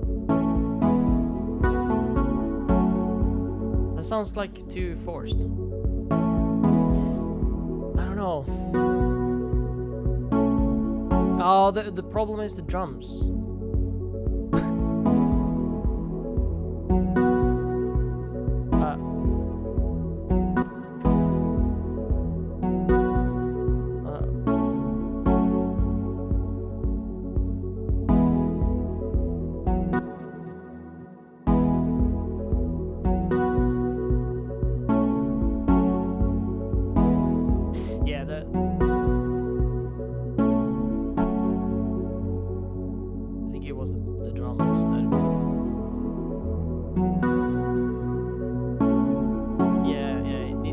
Drums needs to follow that rhythm thing. Nah, that's not gonna sound good.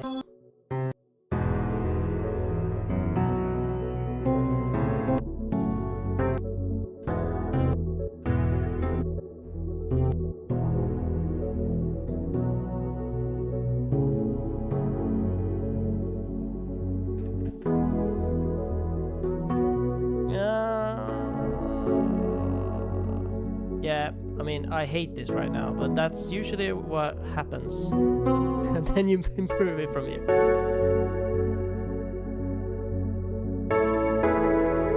Whoa.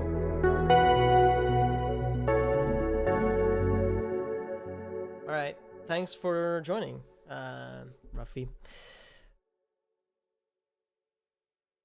Yeah, could you try repeating root note in measure 2 maybe? I don't know what you mean. Yeah, thanks everyone for joining. It's been nice. Fun answering questions as well. Yeah. But yeah,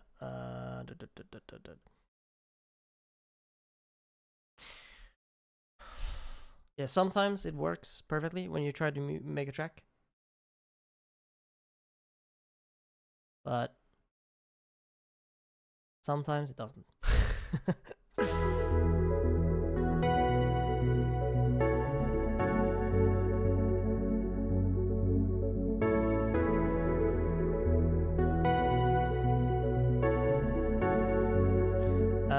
In the chord.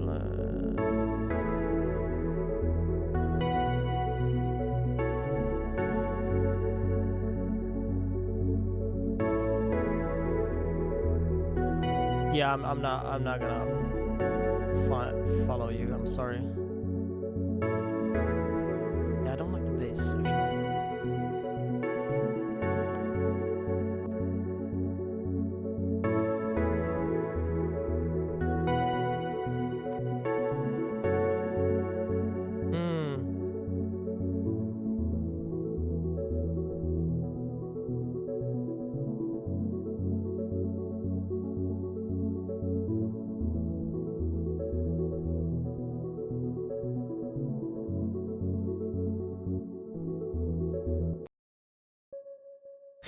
This really needs a melody. Like, it doesn't matter if I add more. Yeah, I don't know. It's difficult. It's not always easy.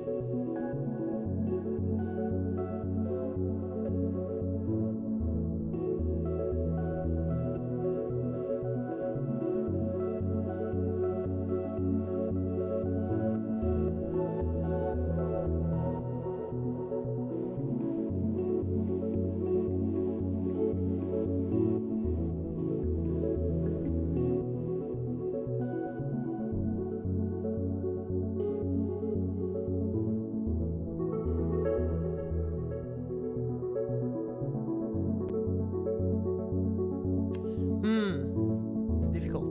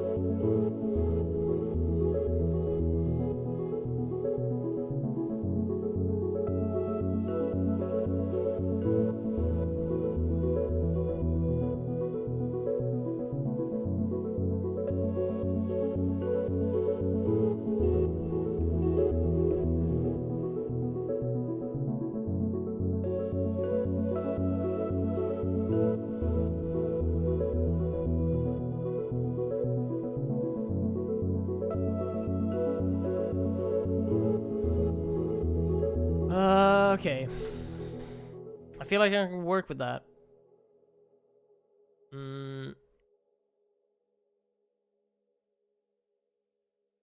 Yeah, throw ideas. I just didn't understand you. I didn't understand where I would put that thing. It's fine. All right. Okay. I'm gonna try and record that now. Oh shit. Oh. I need the.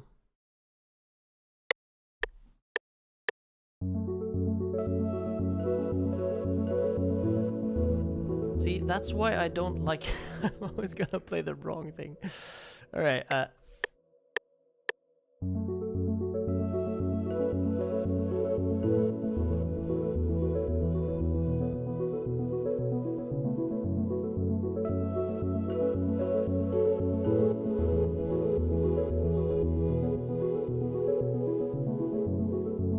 Okay. There's some. Wait, no, it doubled it.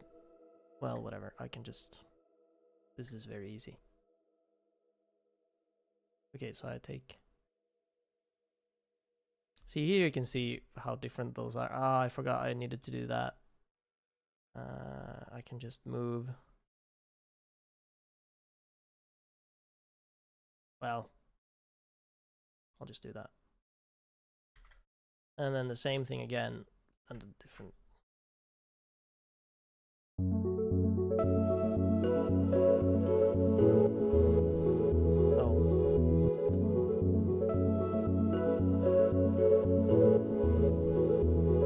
Wait, what? Oh, it's doubled. It's here as well.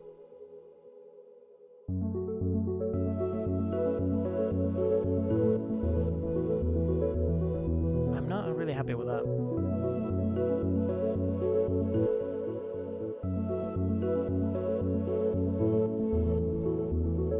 Maybe just that.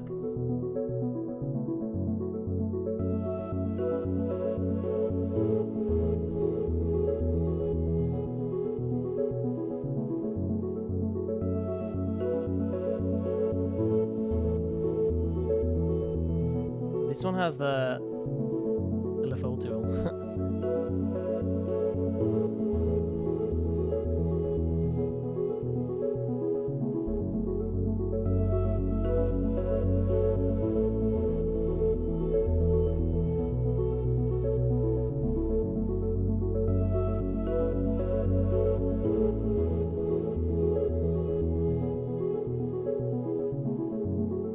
I think a slower drums here actually worked. I can hear that. So the bass is here. I'm actually gonna cut it out now, so it's. I'll put them in the right spaces.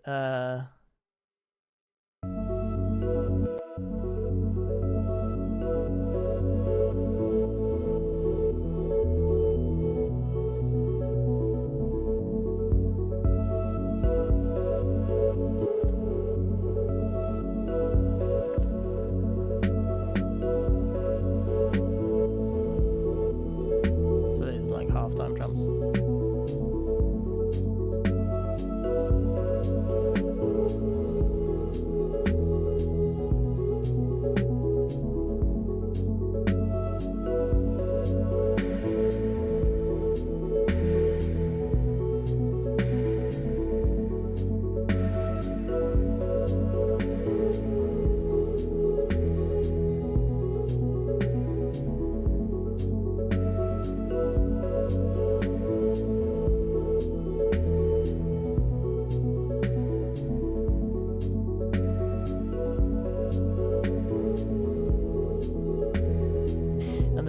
To get some actually speedy percussion things, I'm just gonna write perk.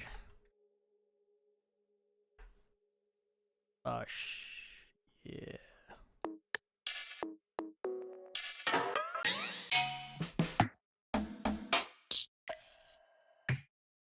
Okay, this will not be.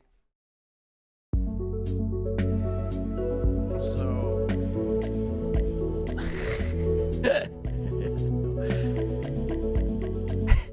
Yeah, no. Actually, I think. So I need to edit the delay.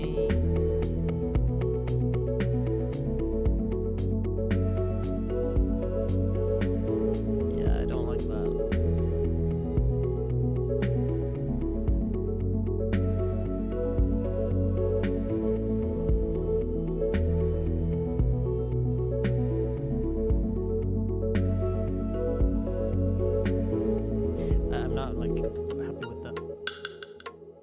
Sound, but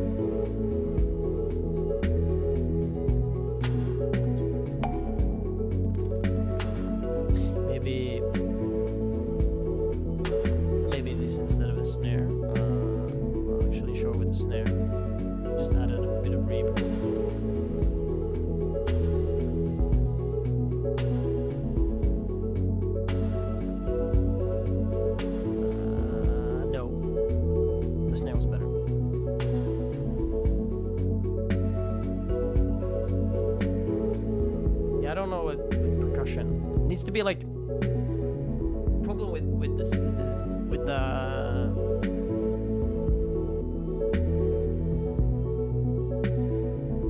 yeah, the problem with the hi-hats is they're too high. They're too high. The two hi-hats. They're too yeah, it doesn't work. Yeah, the drums are always the most difficult part here. Yeah, low passed. Yeah, exactly. Just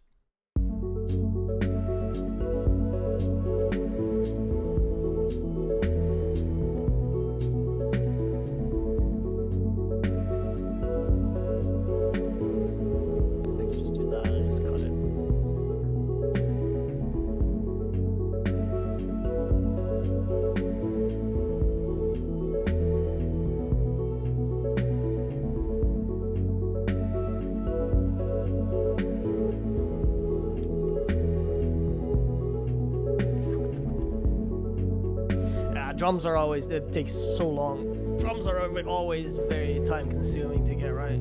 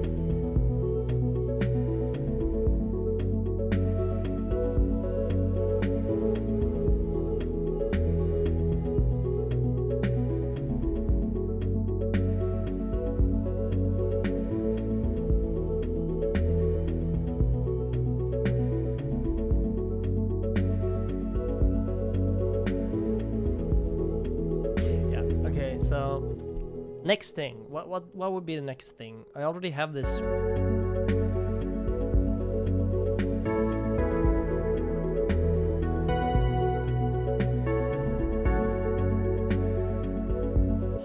I guess it works kind of like as a call. Like, for example, like when the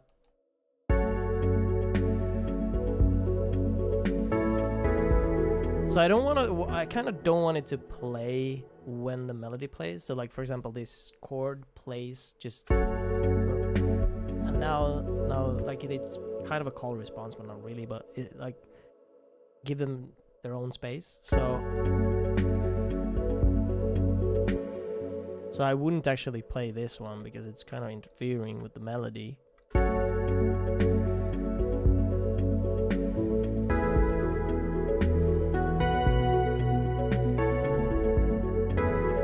Also, I don't think this one works.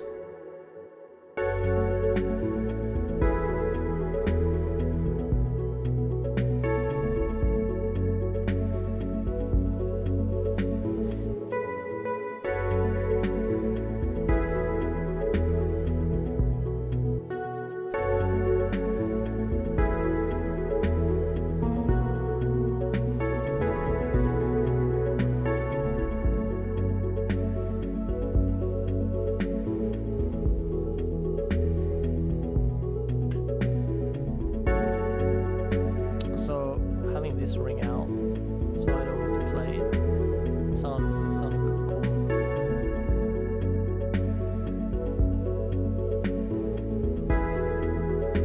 But yeah, that sounds bad.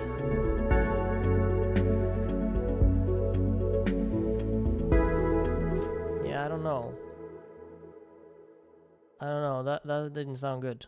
To play the chord there.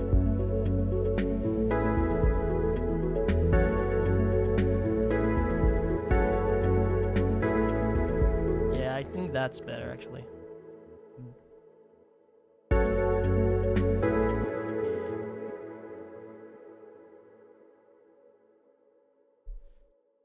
love the music in shapes too. Perfect balance between plucky futuristic synths and soft wind like. Yeah, exactly. Yeah.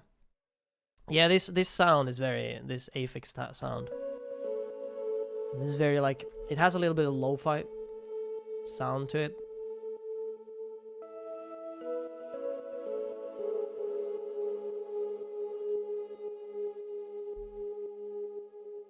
And then that like breathiness. I think the breathiness really works.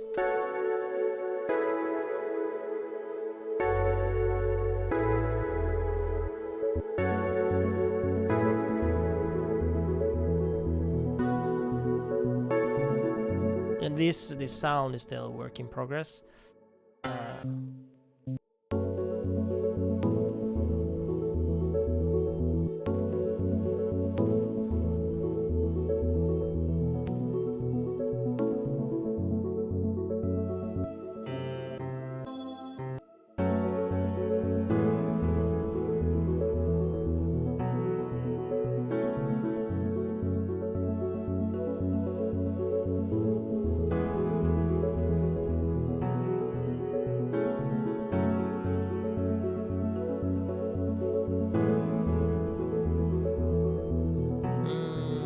don't know.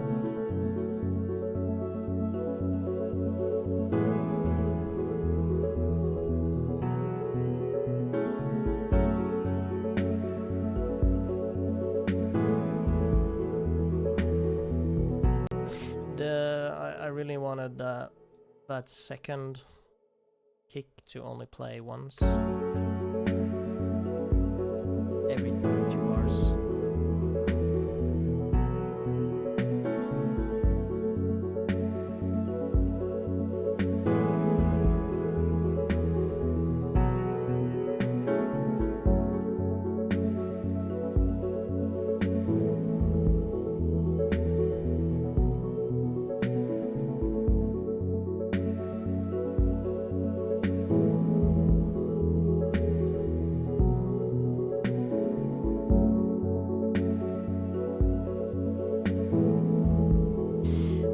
The key is to know which sounds should be reverb, then should be spacey, should be low pass, and which one should not be.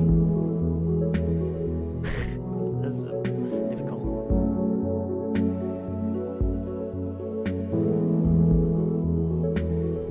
So this one sounds good, but it gets too muddy now. Too much mid-end. So this low mid, yeah.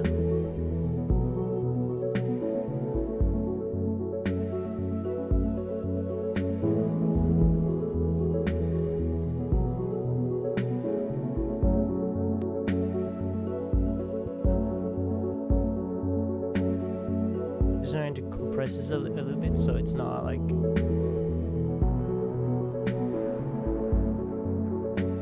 saturated.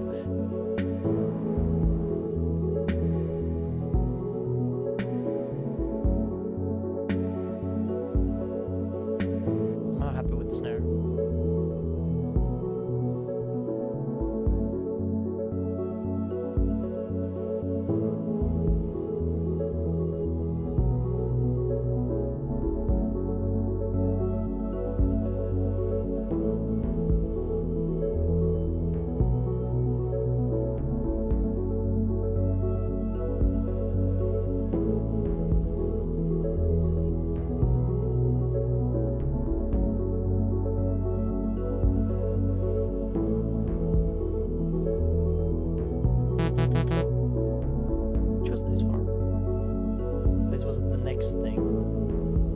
The piano, right?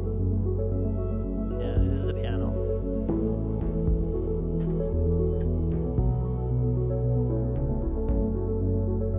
I actually should assign it to an instrument track. So this is one thing I started doing, but then I stopped for some stupid reason. So this makes it very, very clear what it is, and it's also when I now make, like, for example, I don't understand why I stopped doing this, because this was really good. So now I can, like, if I do, for example, I do an automation thing on this, it'll go under this. Why did it not? I thought it was gonna do that. Okay, whatever.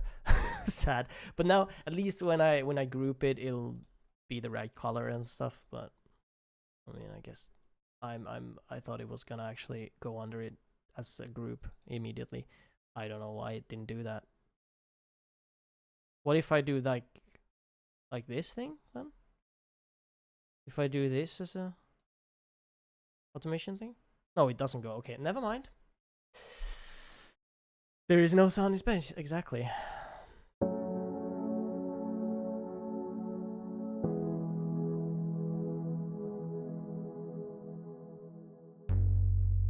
So this is the bass.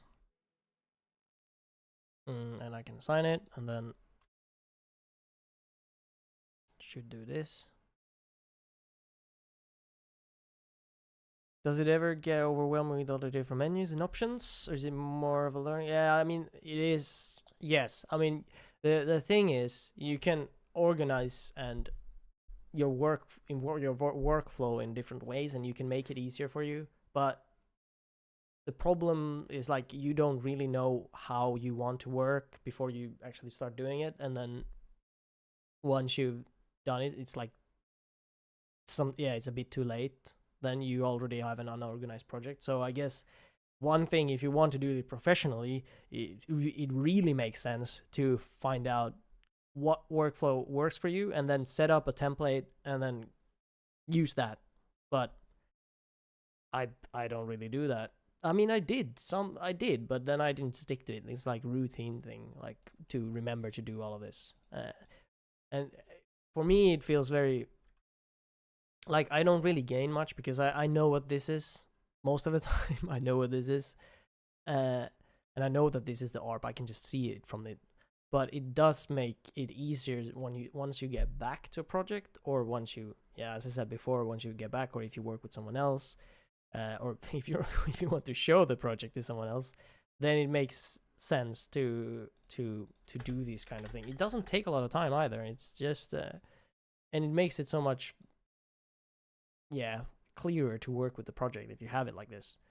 I can also like do this. I just put it as reverb and alternate that, and then you have this.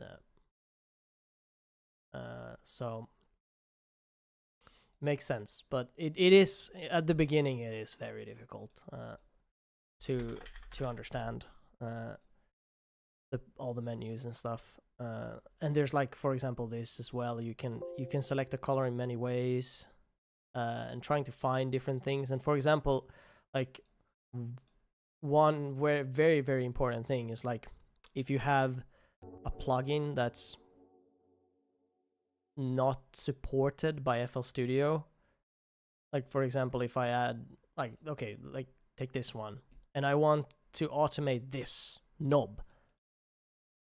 If it's supported by FL Studio, I can just right click and create an automation clip. But here I need to do this to activate the knob, and then go to tools, and to go to parameters, go to last tweaked, and then create that from there.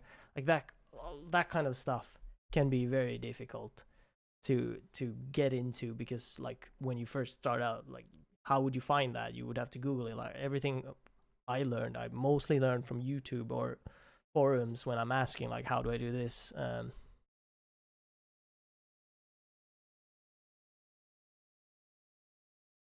How did I get interested in composing? I don't really know. I probably saw like some YouTube video and I was like, this seems interesting. And this was like 2010. So YouTube was very, very new as well. So,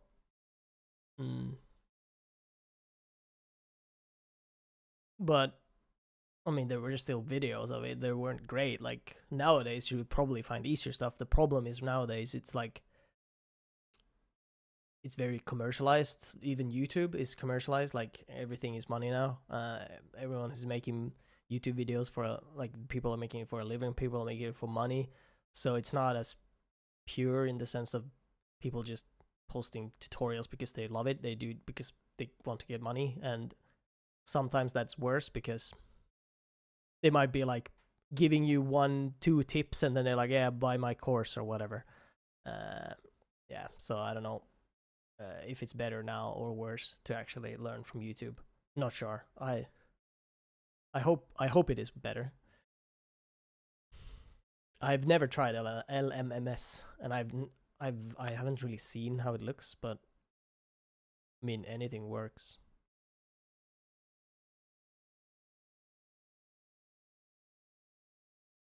But yeah,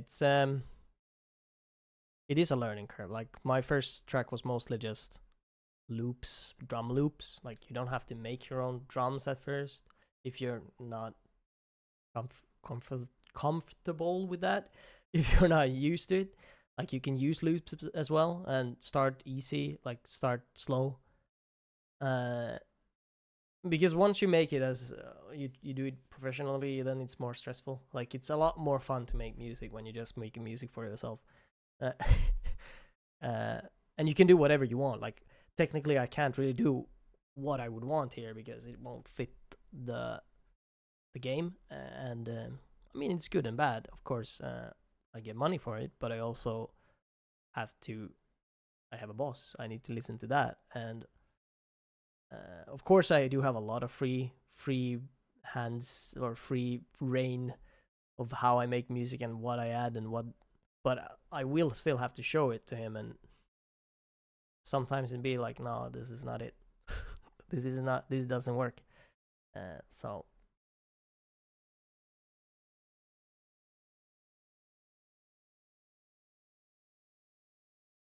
for example, not to be not to be mean about Shapes too, but I mean it's not the type of music I would compose if I just could do anything. It's not really. If I had the choice, I would do something else. More like, for example, more like Skyworld, which was for nothing, which is just for fun.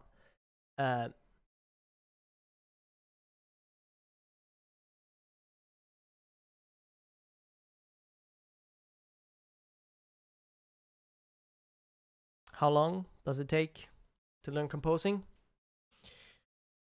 Yeah, I mean, I wouldn't say I've learned composing yet. Like it is. There's so much stuff to learn, and it also depends on what type of music. Like you could be an expert in one genre, but then like a noob in another. Like if I would had to do like a string quartet thing, I would not be able to do it. I would not be able to make anything that sounds good. If someone told me, yeah, you need to do a dubstep track, I would struggle. So it depends on what you mean by that. Like, do you mean like composing a? Yeah, I mean it. Yeah, I don't know how to answer that because there's so many levels as well. Like there's hobbyist level, there's professional level, there's Grammy level. I mean, if you want to be Grammy level, you're already too late. Like you needed to get into music when you're 5 or something. So depends on what your goal is. Is your goal to make a track that that people want to listen to and you can put out on YouTube, Spotify, and people would really want to listen to it? I mean, it really depends how. I mean, anyone can learn for sure, but yeah, if you have a talent or you have some sort of musical ear, I guess it'll be faster. I mean, I'm pretty sure you can learn in like a year. You can make after a year you can make a track that's like really good. But of course, you will be really good at making that type of music that you've learned in a year. Like, don't try to learn everything. Like, try to learn one thing first, and then once you got that, then learn more.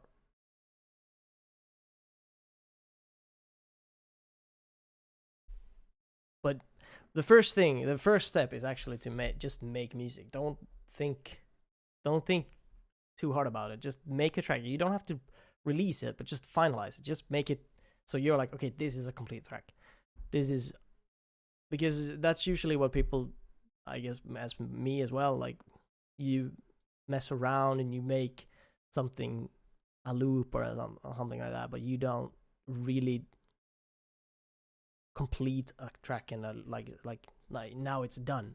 I've complete now. I'm ready to release it. Like even if you don't release it, you can still make it when you're learning. Like make it so you could release it. Like it's in that kind of state, but you don't have to do it if you don't want to. But that's how you learn the most, by just making complete tracks. There's so many different parts of music productions. It's just you can be an expert in one, you can be an expert in composing, but you can be a noob in producing, or you can be very bad at finishing tracks. You could be very good at making a loop or making drums, for example, but everything else you're bad at. So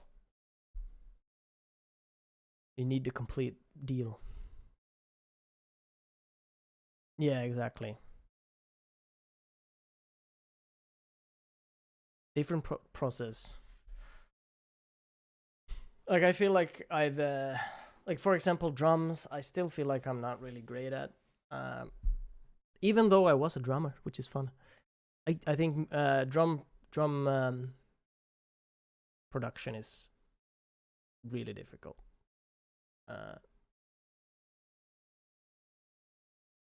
And of course, like mixing, mastering, that's a whole another beast. Like I mean, it's easy to learn, but very difficult to master.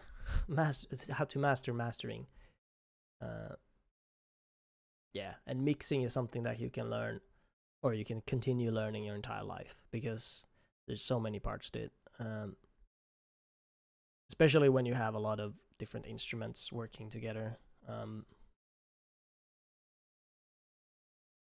Yeah.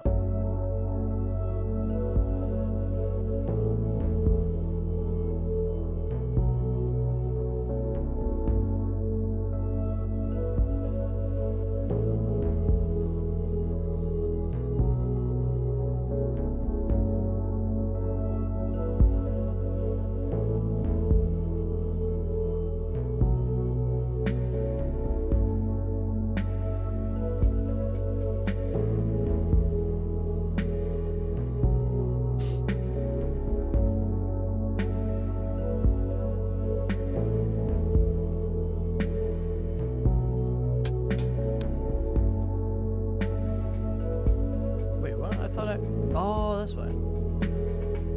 No, wait, what? No, it's this one. Oh, yeah.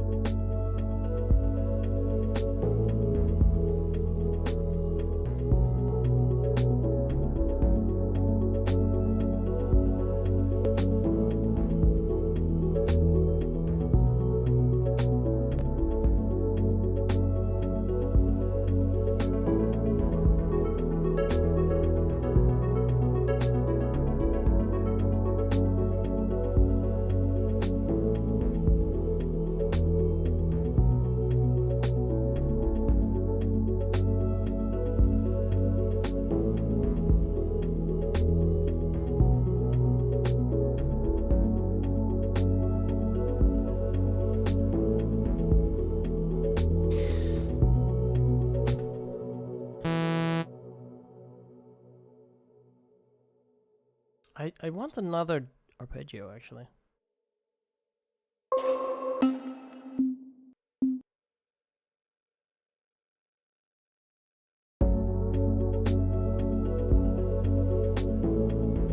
So the pad. I think one thing that's quite nice with the pads is, which I've not done here. Wait, where is it? I removed it. Okay.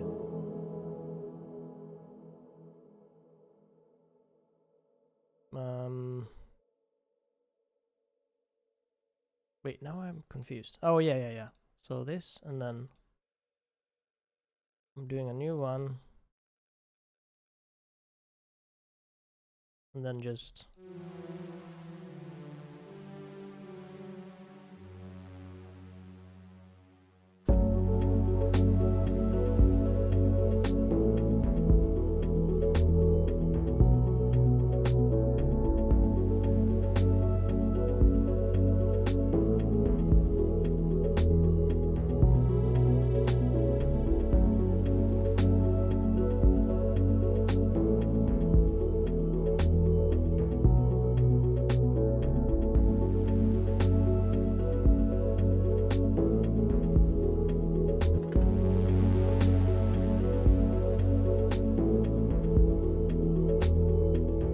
still not a fan of that snare, but whatever.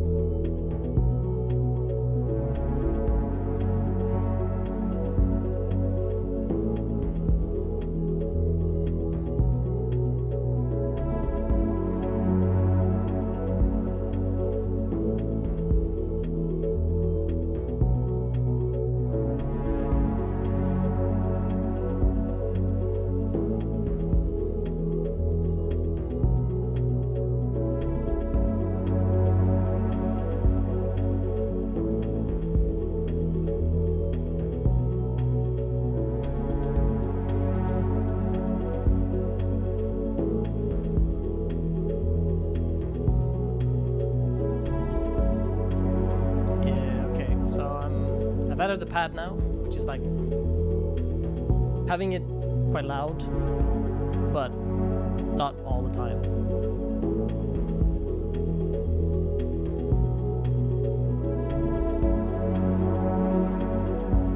I want it still to be a bit slower, or I mean, shorter.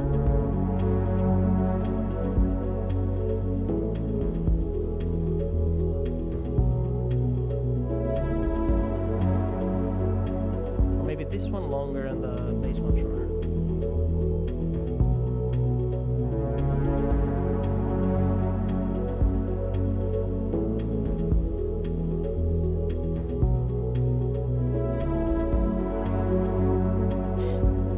So it's a lot about playing with rhythm as well here.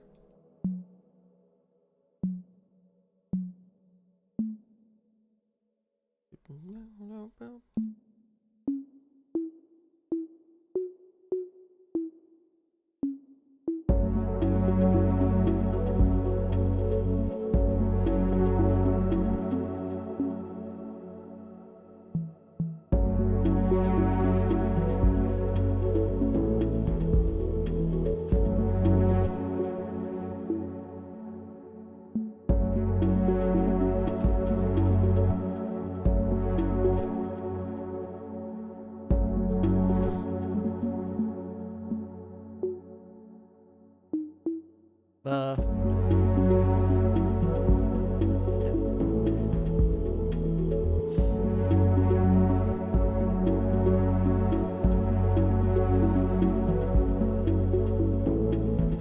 not having like everything like on beat, like did. So adding some space and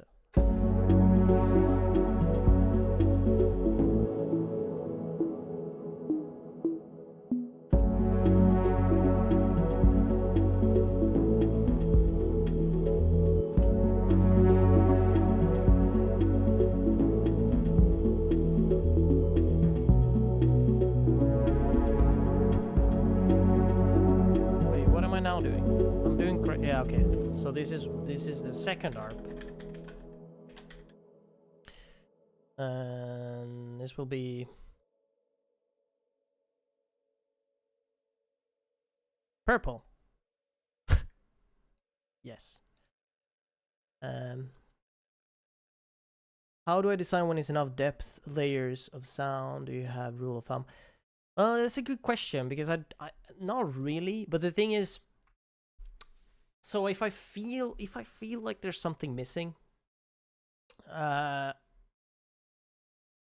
if I think it feels full, then I think it's enough. But I've like, when I've done this now, when I'm working on this track, I've always felt like, okay, this is not enough. This is not enough. Like I can still feel something missing, and that's very difficult to know, because that's something you learn with experience, when you should stop and when you should remove something.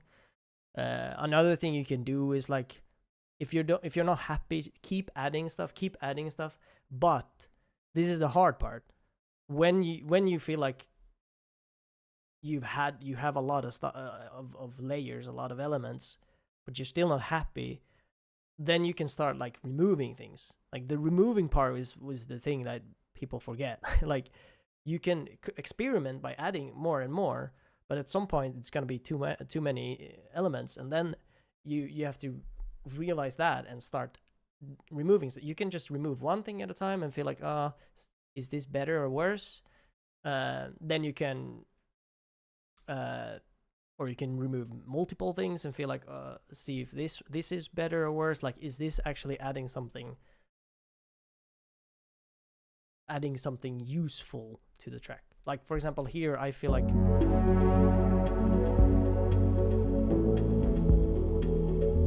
I can hear this thing without it being there.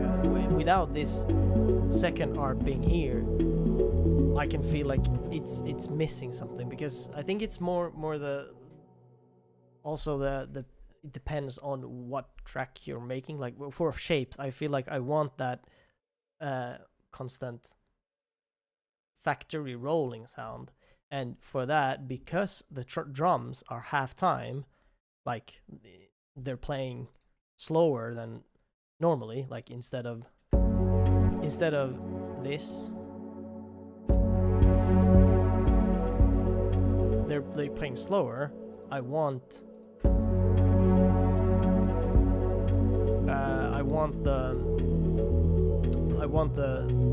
some kind of continuous faster motion in it. I mean, this is not finished. Like, I'm not really happy with the sound as well. Like, it needs mixing and stuff like that. But I can hear that it has a space there. But yeah, it is very difficult to know when you have enough depth. I don't really. Yeah, the rule of thumb is, I don't really have that.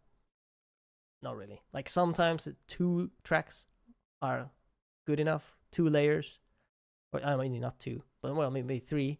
Sometimes you need 10. I mean, 20 might be enough. Like too many at some point.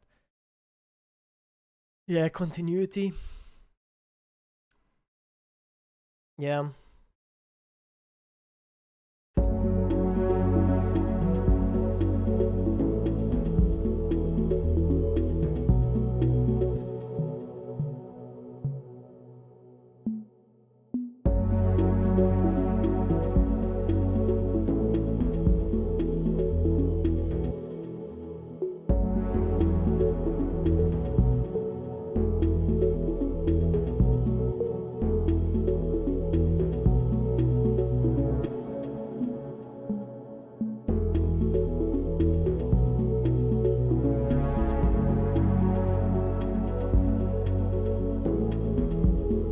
Also, you have to remember that I'm trying to make the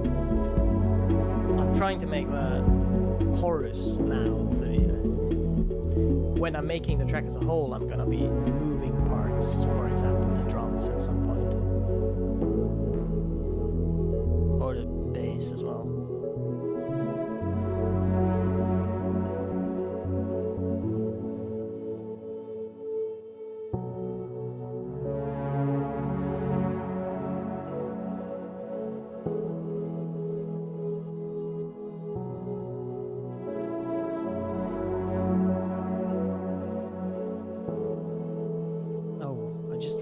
That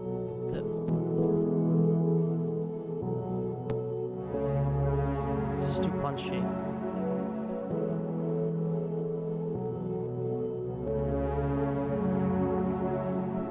Sometimes I have the problem of starting to hate the track because yes, for sure.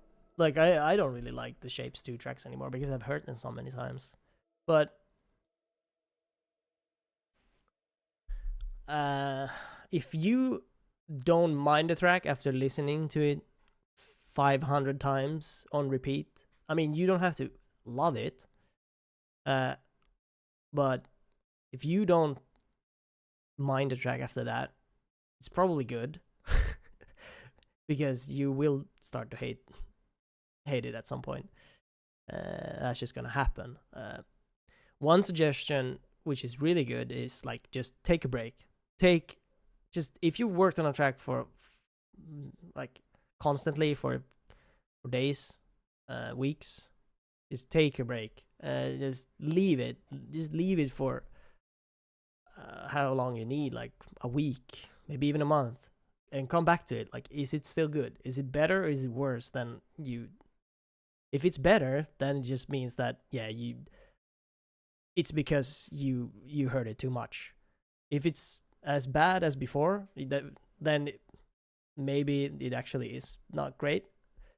But usually what happens with me, if I actually take a break from something, when I come back, it's gonna sound better because you will have fresh ears and you won't be fatigued by the song anymore, and you feel like you also get like you have new ears. You can hear things that you couldn't hear before, like maybe like, oh, that was actually really good, I should use that part more, or this part is not as good, or like the snare sucks, like the snare is ruining the track. I just need to change that.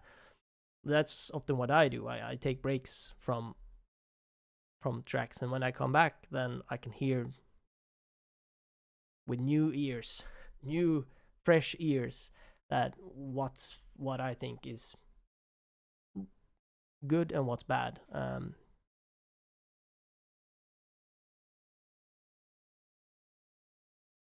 Like ear fatigue is really a thing. Like breaks are very, very important. Both like now, like breaking for a few minutes, but also like longer breaks. Very important. But I mean, the other way is also the can be true, which is like you start working on a track and you think it's really, really good, and you feel you're really vibing with it, and then the next day it sounds like crap. And in that point, just you need to take a longer break, because I think what happens there is like you have some sort of glorified view of the track because it sounded really good when you started with it, and then it doesn't sound as good because you have fresh in mind, like, oh, the track I worked on was so good. And then when you wake up, it doesn't sound like that because you have like some kind, I don't know why that happens, but in that case, just take a longer break, just leave it for a week and come back, and then it should either still be bad, and that means it's just bad, but or it should sound better again.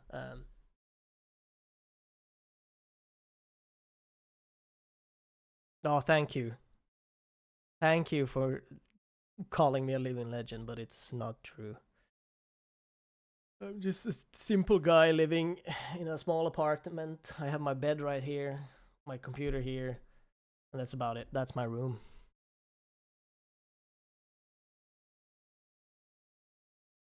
Just a normal guy having fun with sounds. You usually slap the end together and call it a day.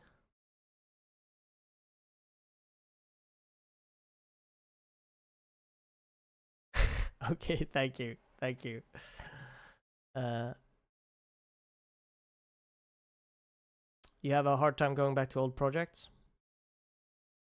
Well, the I guess, yeah. I mean, I have the same issue sometimes. Like I have a good idea or something that I want to go back to, but I don't because, well, there's many reasons. But maybe if it's a track that actually is good, you will go back to it at some point. Because, for example, Nimbus Stratus was like an old track that I just I it was really like it was really slapping. It was good, but it didn't fit what I was doing at the time, so I just left it. But then when I went through, I like sometimes I go through old projects and I was like, oh shit, this is good. So if you don't feel like that, if you don't feel like, oh shit, this is good, I need to make this into a track, like it probably isn't that great, to be honest. Like I have a lot of those as well. Like, I mean, they're good, but they're not like they're not amazing. If you have those kind of tracks where you start one and you never finish it, you go back to your old projects and you find it, you're gonna be like, ah, shit, I need to finish this one. This one is slapping. So in that case, I feel like it's better to just move on and try to make better, newer, with what you've learned, because you've always learned something. Like I do have some tracks that I have in mind that I was like, I wish I could at some point finish this, but there's nothing like that I'm like I have to do it because it was so good. Like usually I when I stumble upon like something like that, I do finish it.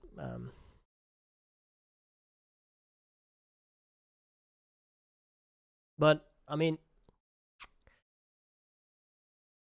often I'm not really like, oh, this is the best track I've ever done when I release something. Like there's some times when I'm releasing something I'm like, this is okay, but that's fine as well, because some people might like it. Some people like it's better to release stuff than not release stuff.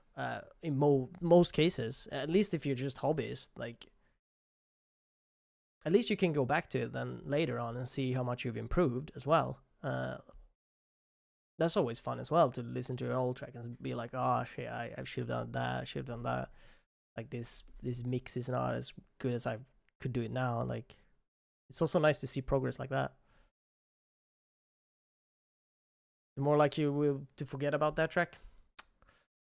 Yeah, but this is like conscious breaks. This is like, it's not like I leave it. It's like I will come back to this in a week. It's like you're not like just it's I'll come back to this in a week or 2 weeks. Like you will, you're supposed to come back to it. That's what I mean. It's not a break. It's like a conscious thing you do. It's part of the process. So it's depends on how you look at it. Because for me, if I sit with one track for a weekend, I'm gonna be biased or not really clear-minded. I need to leave it for a while to come back and actually see it objectively, or hear it objectively. I mean, I guess. Yeah, that's something you learn as you at least for me, it's very important to have those breaks.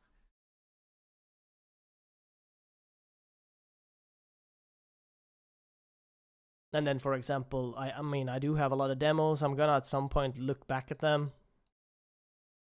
Like, I still have these demos. Some of them I've finished because they're actually good. Some of them are like, I've left, and I'm like, okay, I'll come back to this in a while. And I'll see if I still think it's bad. Or if it's salvageable, like this one that I talked about. Like, there's things here I like, there's things here I don't like. Like, this is very...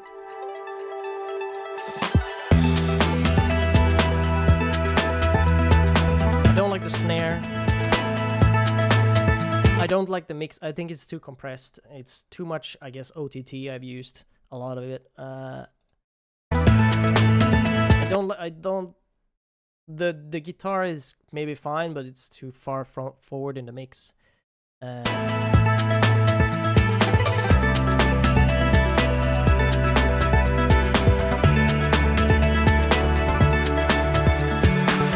I feel like it's a bit too rushed. It feels like the track itself is rushing. It's a bit... I guess it could work, but it's a bit like stress-inducing. Maybe I can slow it down, maybe, or a different sound. Maybe mute it a little bit to make it less like rushing. Like that type of thing. I'm not gonna be hearing it the first time when I'm listening to it. I'll be biased. I'll be like, oh, I really wanted to hear the guitar better. But then when I come back to it after weeks, I can hear this like type of things better. And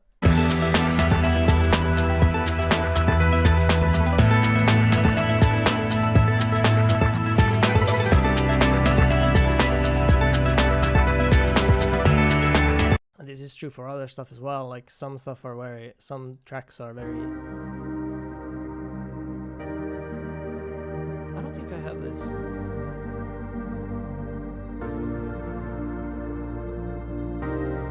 No, this one is not. This one doesn't work. Oh yeah, it's because it's too happy, this part. Also the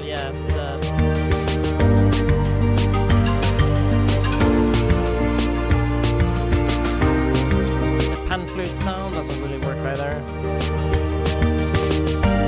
Also, it's too acoustic as well. I think, yeah, like the acoustic guitar doesn't really work in shapes too.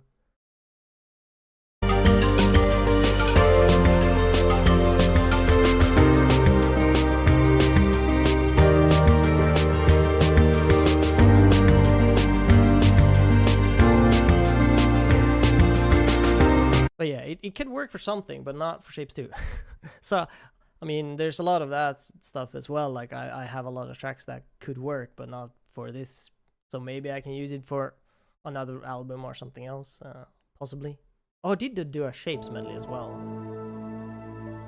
But I don't think I'm gonna be using this one.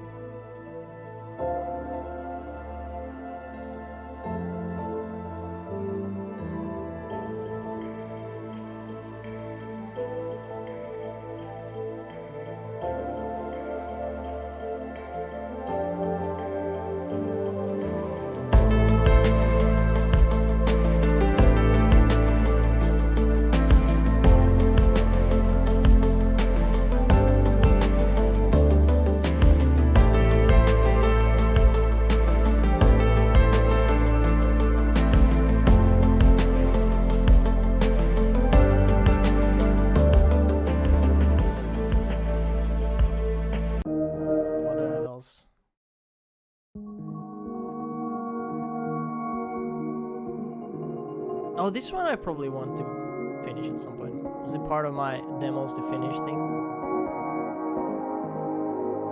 Oh yeah, it is.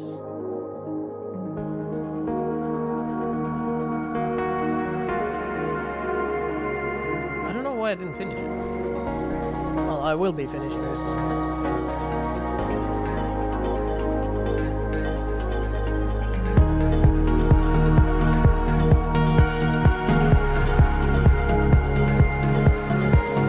there's a lot of things I want to fix here.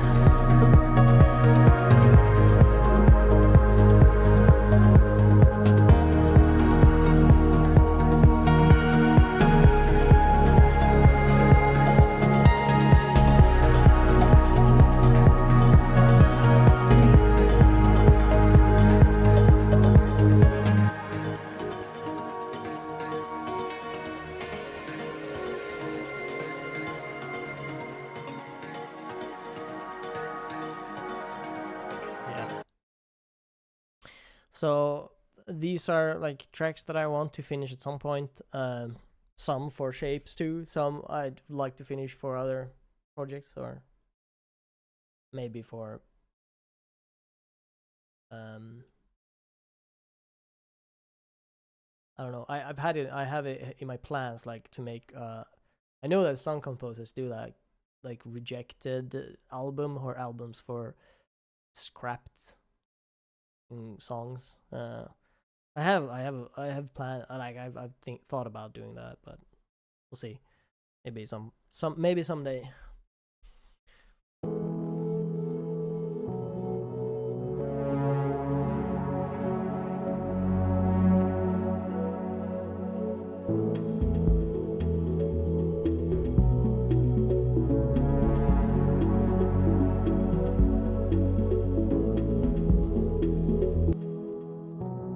Why is this one crackling? Is this a compressor thing? Did you just crash on me? No!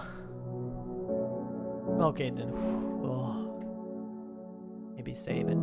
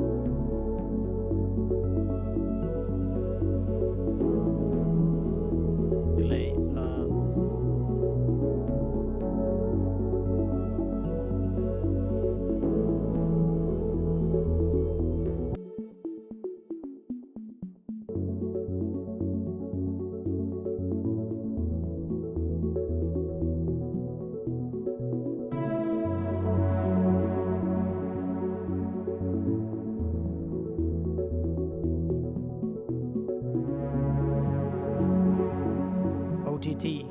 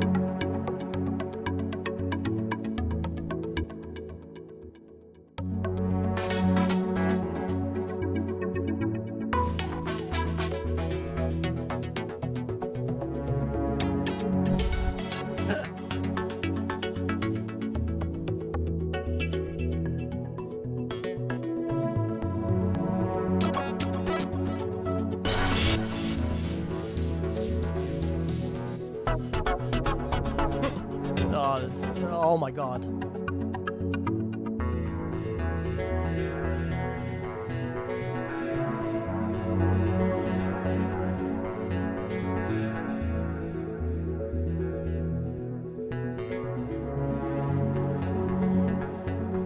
Sounds like a fake banjo.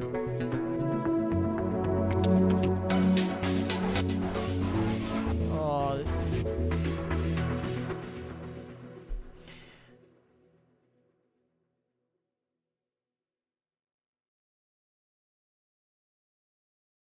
I plan on uploading shapes to Spotify. I mean, I do have my stuff on Spotify already. I don't know if you know that, but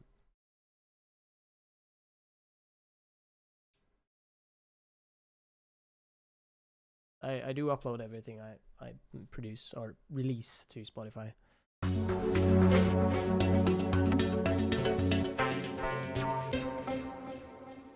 This is the worst part of music production, is trying to find the right sound or produce, or trying to trying to find a sound that works in the scenario, or yeah. But it's also the most fun. It's both.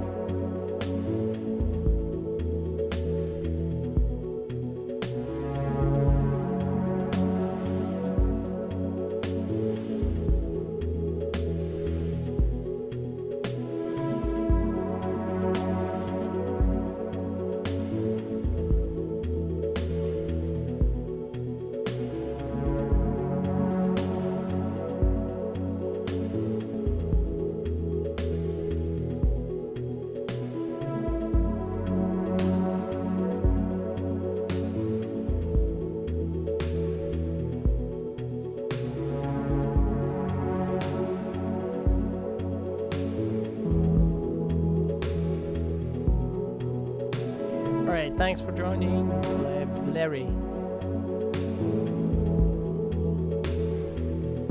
Thank you.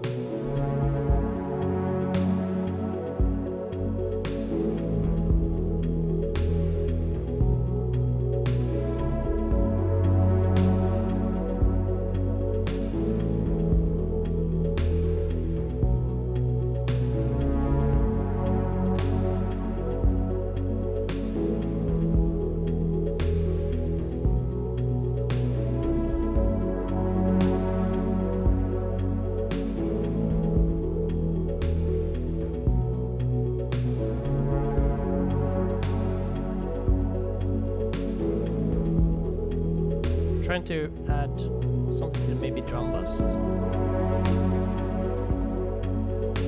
make it more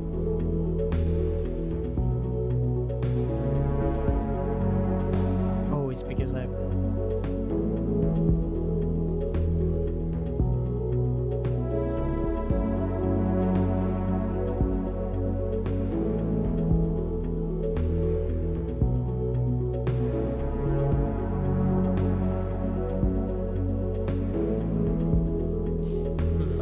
fan of the kick now.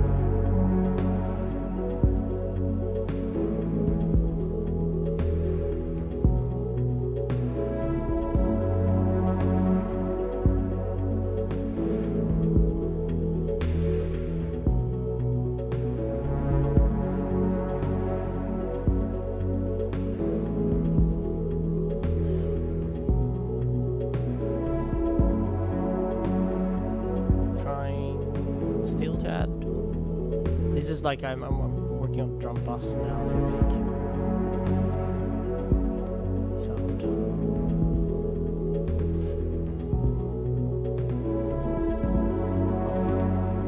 There's like a delay on the drums, all the drums. This was not. I was actually just gonna use that for.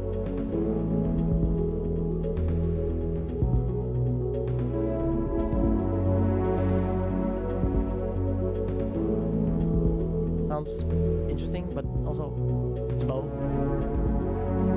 It sounds slow. I mean, it sounds off beat. Where's the primal tap?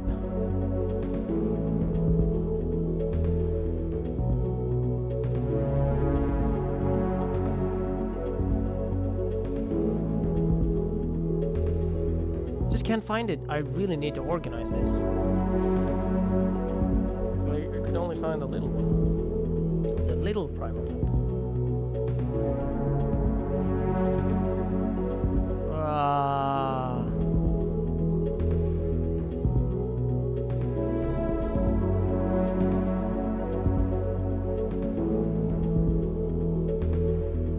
I just can't find it. That's so funny. It's fine. I can use this.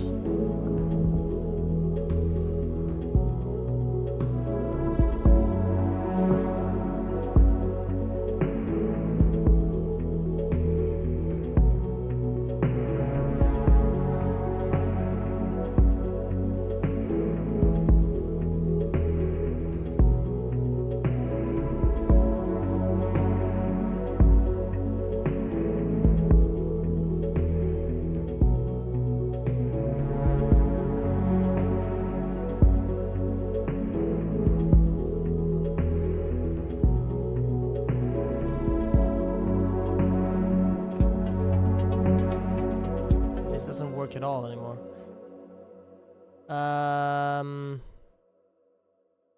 Felt like it became a bit too muddied.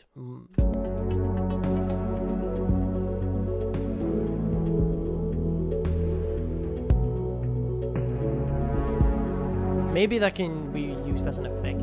Not like.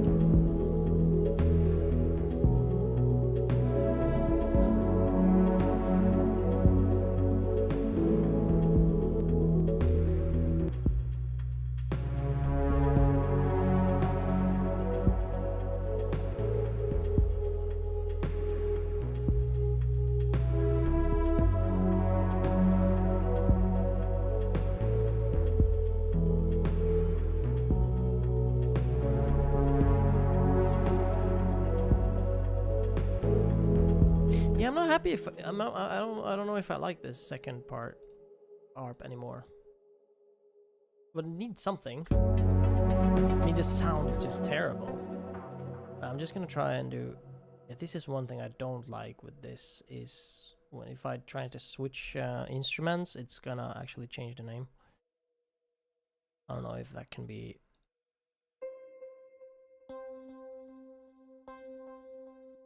Gonna use hybrid keys.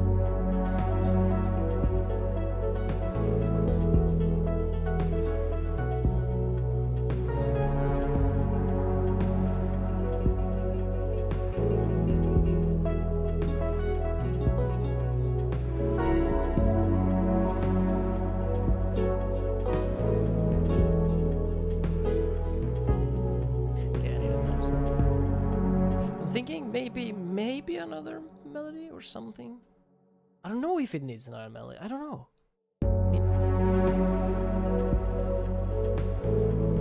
It needs another part as well. This seems like the one of the parts of the track.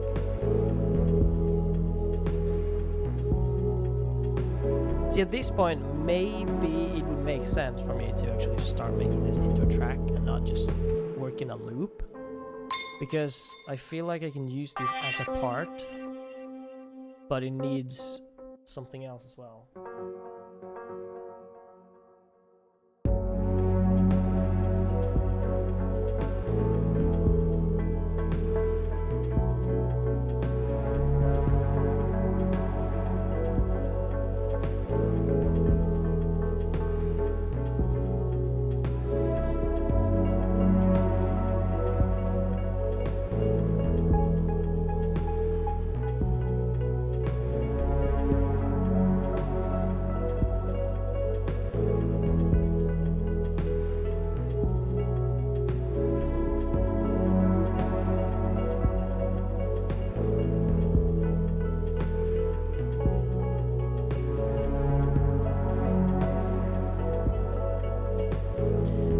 some kind of rhythm thing there.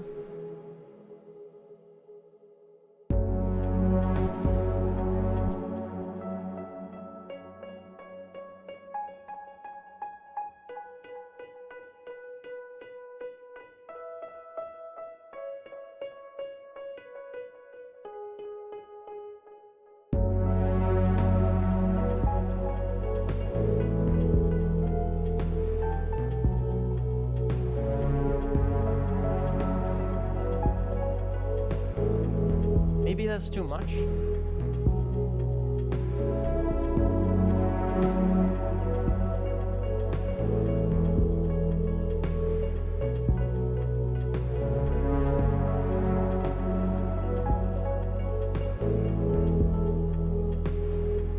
I don't know. I'm feeling lost right now because I don't know. I don't know. I honestly don't know. Feel like it's a bit too slow maybe?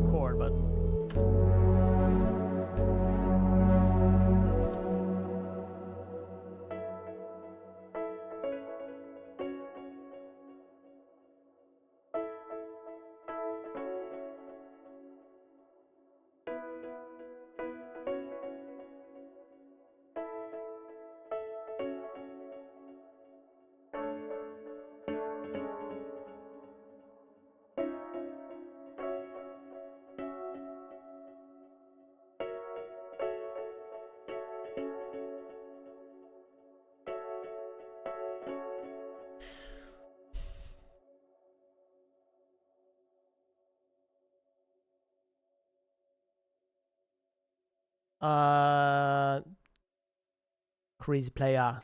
The question if it's gonna be cheaper for someone who owns Shapes One. Maybe.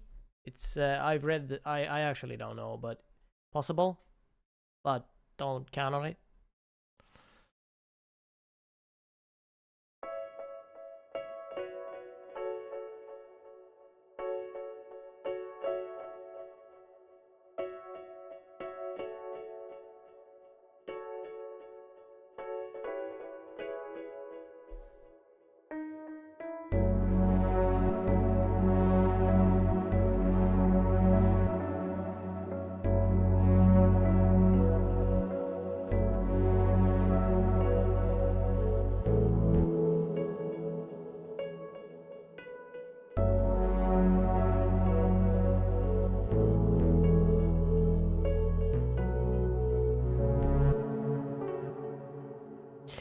I don't know if this works with the melody though.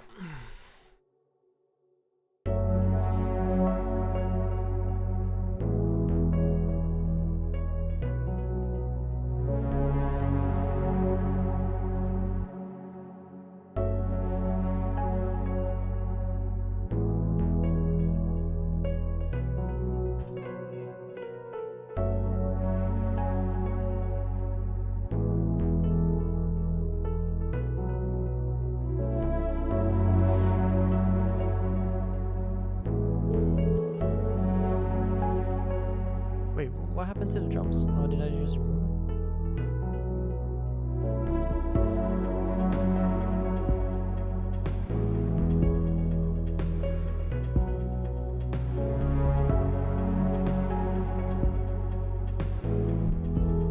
I don't know, man. I don't know.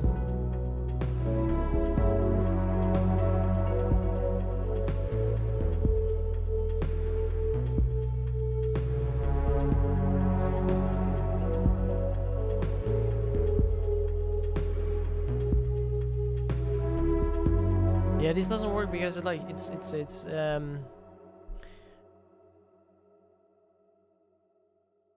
oh, thank you, Mash. Thank you.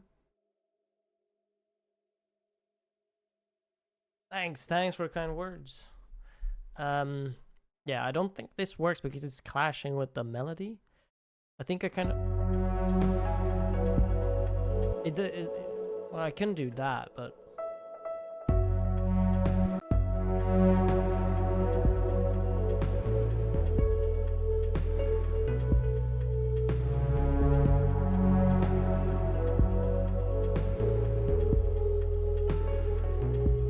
I could do like a counter melody to that, or some kind of supporting melody, but that would be after.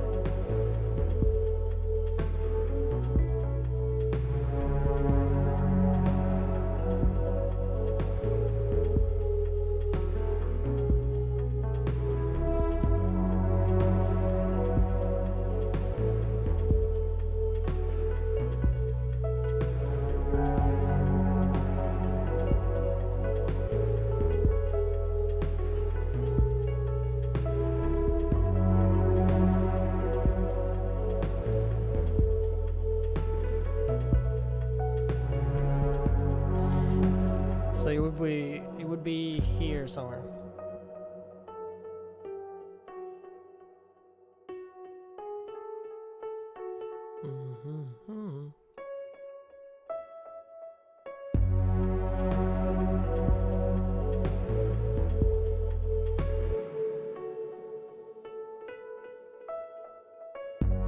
Something like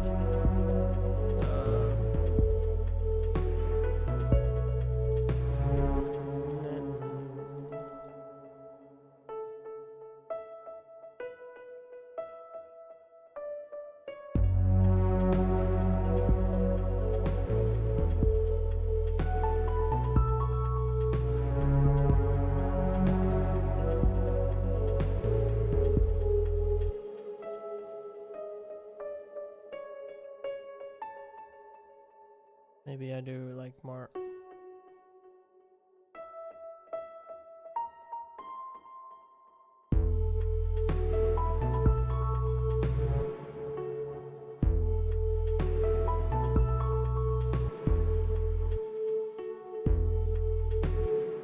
I'm not really a fan of the bass as well.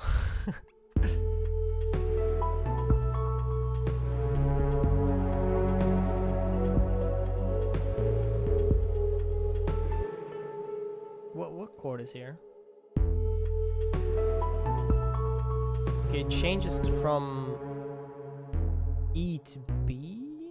So actually this would be here.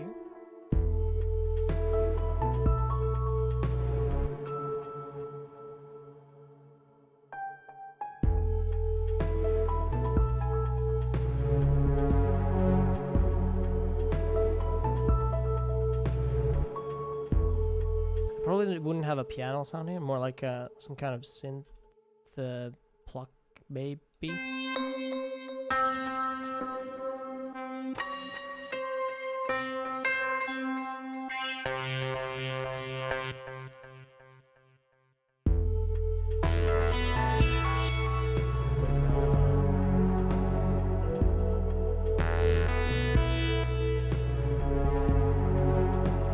Why doesn't it play everything? Is it because it can only play one at a time? Need to do that.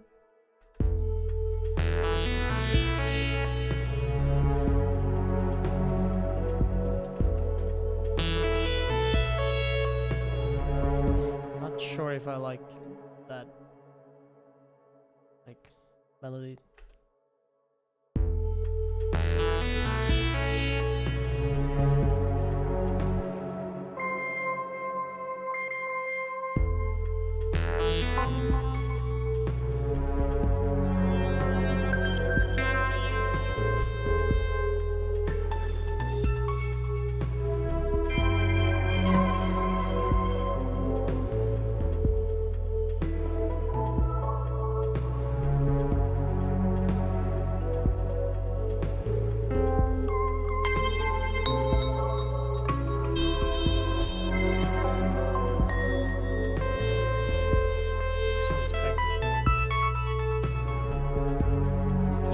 long delay, yeah, I guess. I think I have to go down.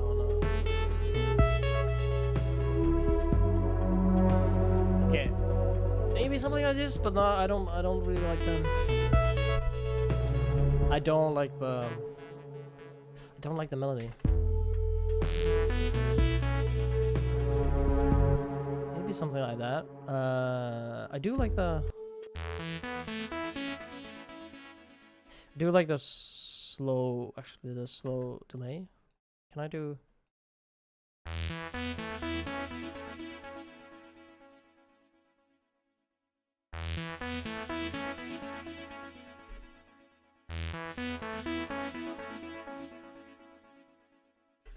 Double delay.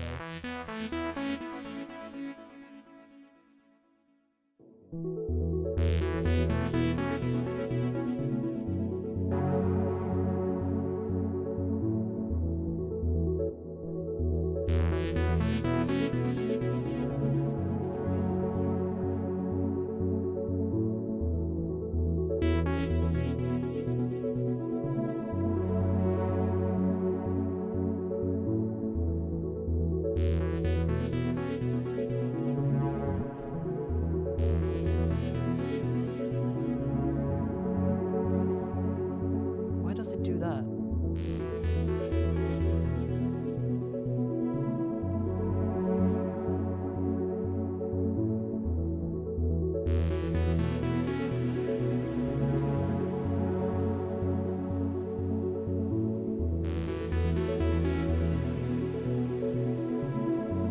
Maybe I did leave this one.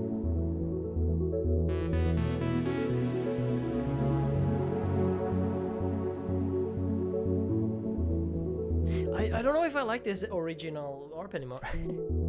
It's so funny. I think maybe I can't have it like that because it's not pronounced at all.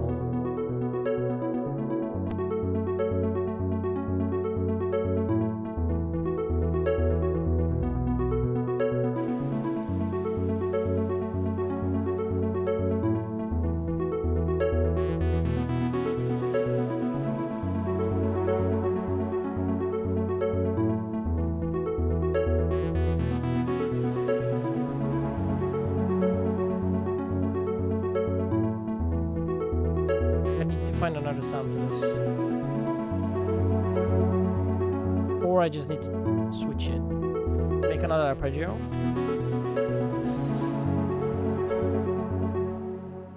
What can work for this? I'm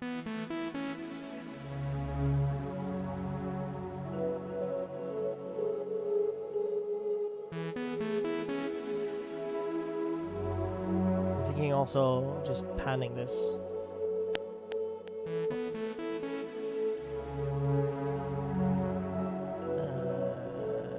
Panning. So before the delay.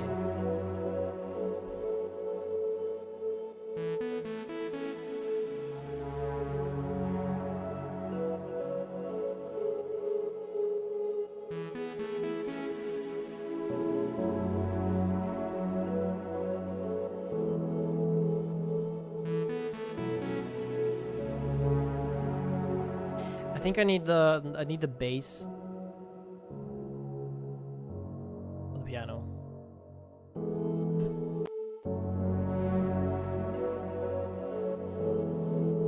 So there I need the turn, and then I need the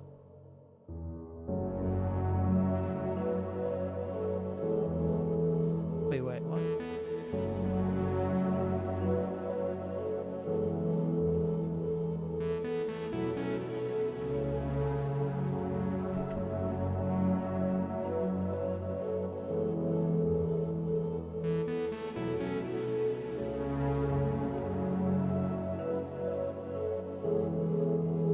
Wait, do I have the same chord here as well? I'm thinking maybe I have the bass here. I need the bass on it.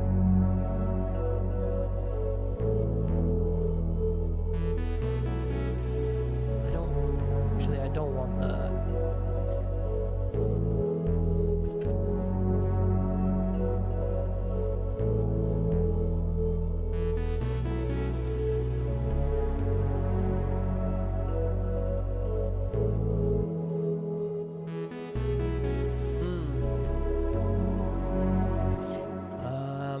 need to change the bass sound as well.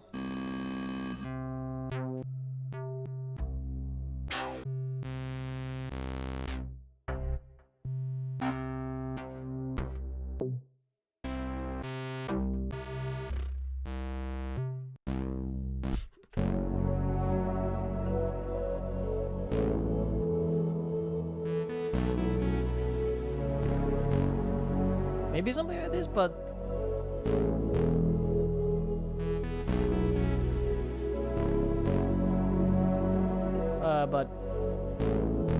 maybe a little, maybe filter a little bit.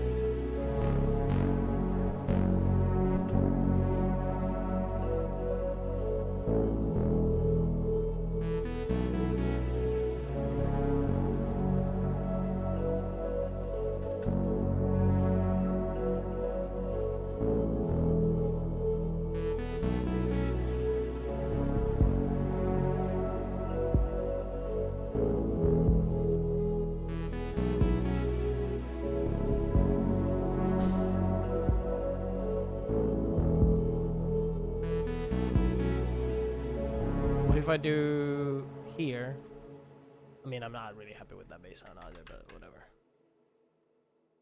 If I do there, oh yes, yes, that will be interesting.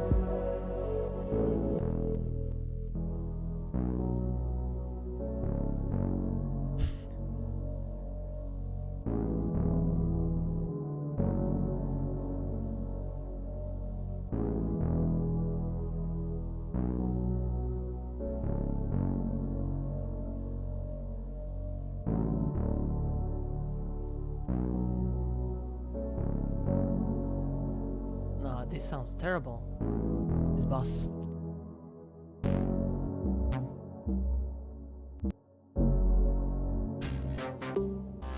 I need to probably change the scale as well. Get a good sounding bass, but I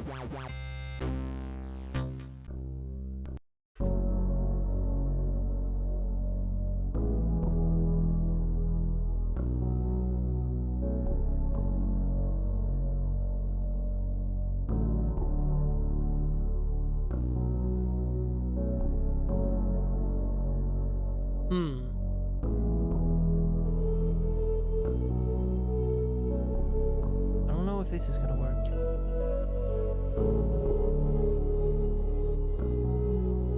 No, this is not gonna work. Maybe here instead. Have that.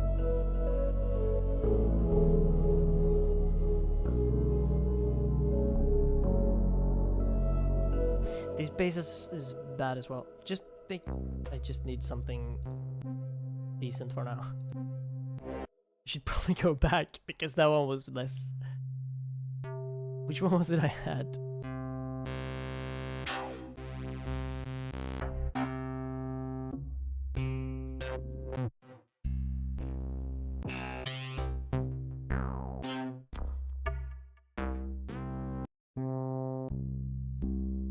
Red bass.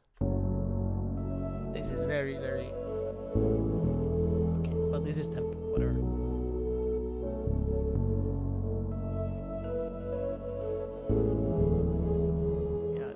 That's the wrong bass note now. I wanted to do this and then that, but probably this.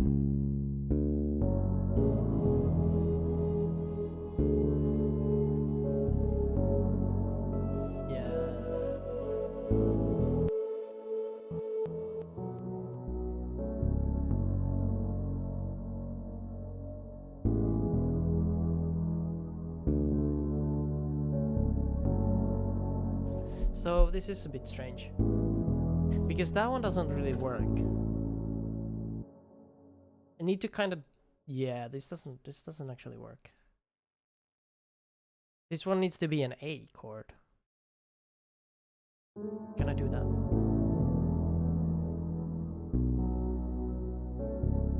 I guess I can do it like a sus chord.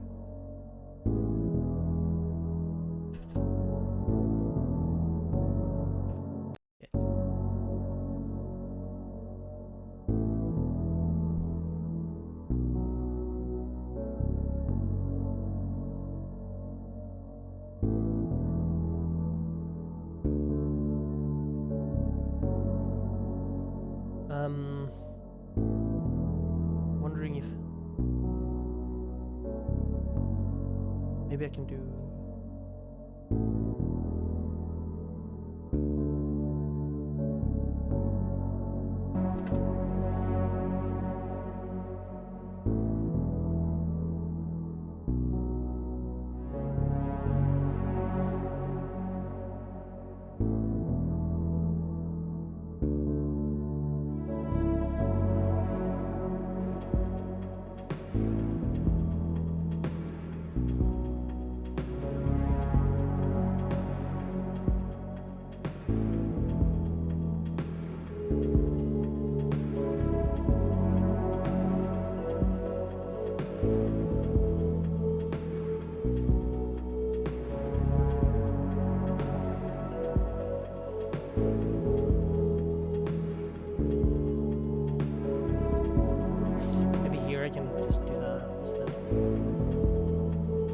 Sus chord there the first time and not the same time.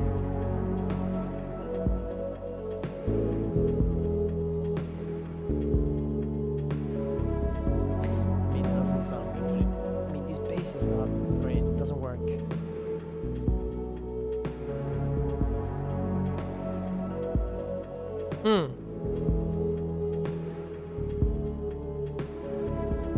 Actually, I don't think that works there. Yeah, that doesn't sound better. It just doesn't sound better.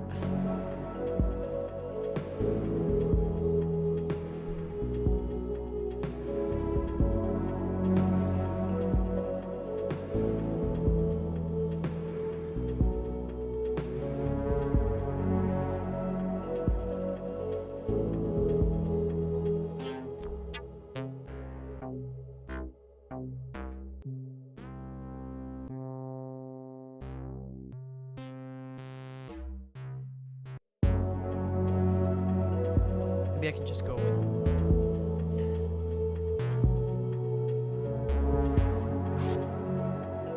Oh, I remember what I had now. I have the attack bass.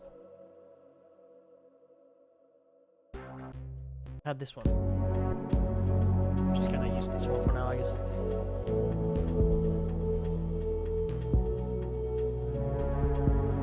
Yeah, I did that. Yes, I did. Actually, I don't like having.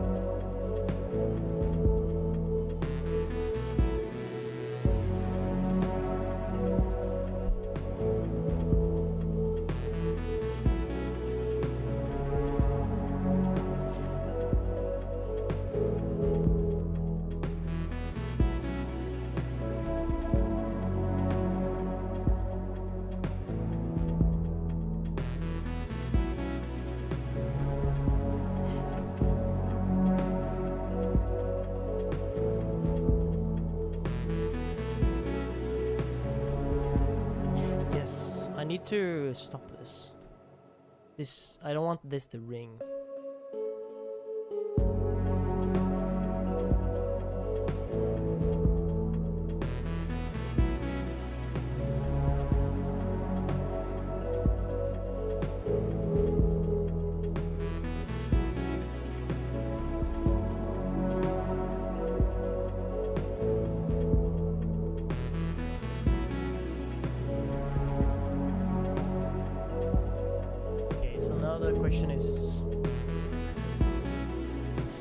I like this sound, but I don't know if I like the melody.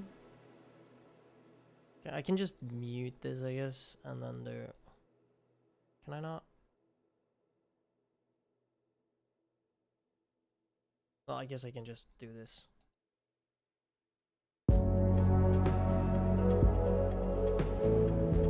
good. Oh, you can still hear it even if the velocity is at 0.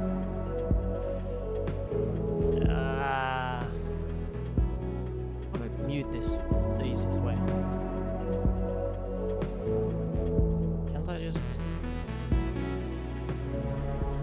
I mean, I know I can do that, but it feels like very... Well, let's do that.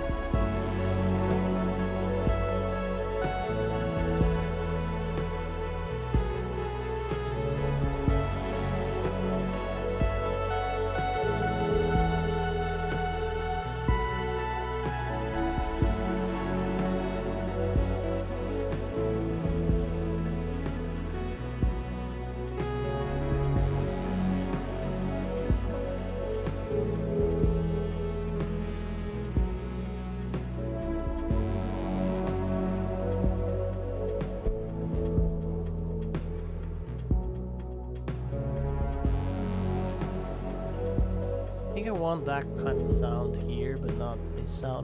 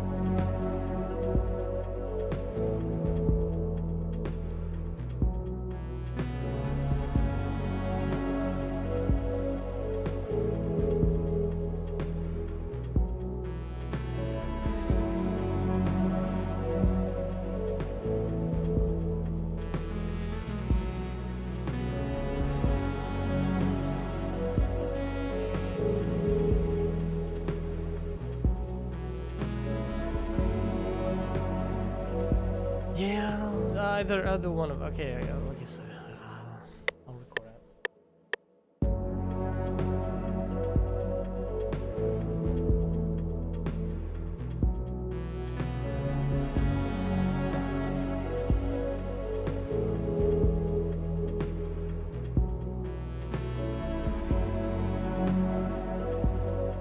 Oh, it goes like, ah, shit. That's problematic.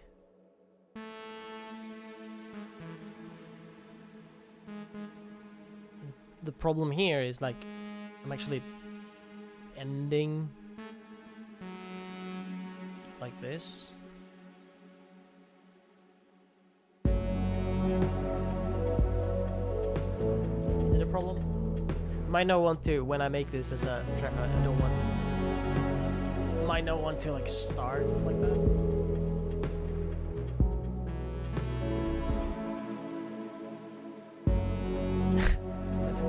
Oh, it's because, yeah, the loop is not. So here I want to quantize.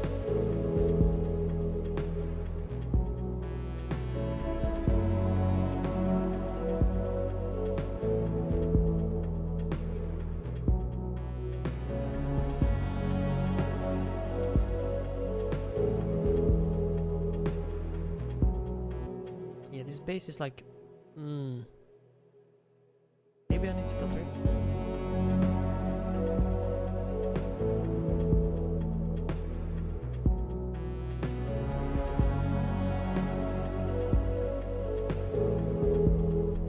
This is very atmospheric, but it's not really. I guess it's fine for that.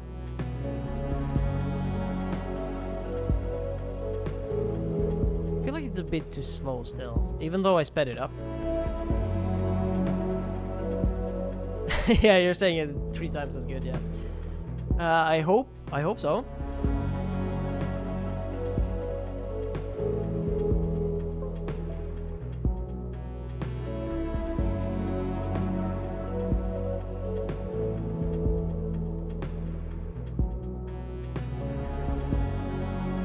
Yeah, I removed the yeah, this is one thing that's funny with this. It's like I started with this ARP. Now I don't even have the ARP anymore. I just removed it because it didn't work anymore. So you can start from somewhere and just end up somewhere completely else. Like it's that can happen, and it's good. Like you start from somewhere, then you realize that the first thing you had was not really as good as you wanted, and you can either make it better or just remove it all completely. Yeah, I was trying to make it a better ARP. I thought it felt too muddy. Didn't have anything important to add. I guess the reason why it now feels a bit slow is because I removed the ARPs. So I could add some kind of ARP thing.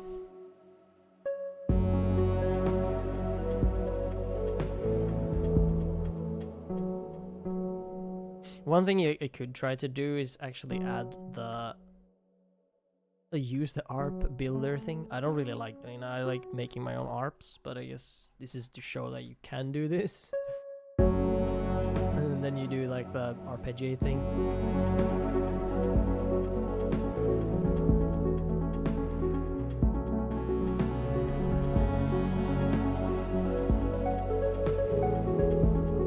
I guess this is quite good, I guess. Flux.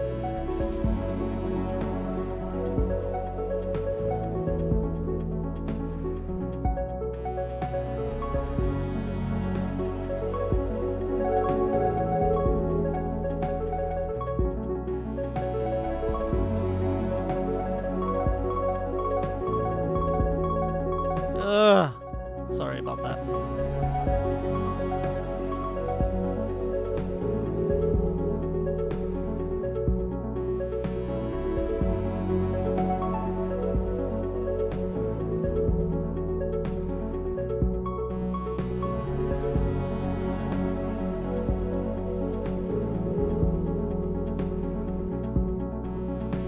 mean, it feels a lot faster now with the plus pitch, of course. I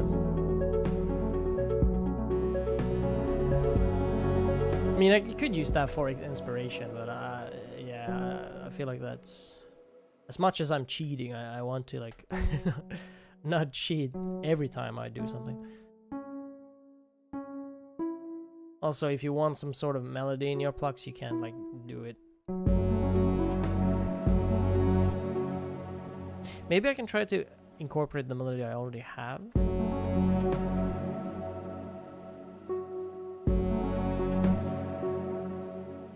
Like, I take this melody and I add it here, and then I use it in...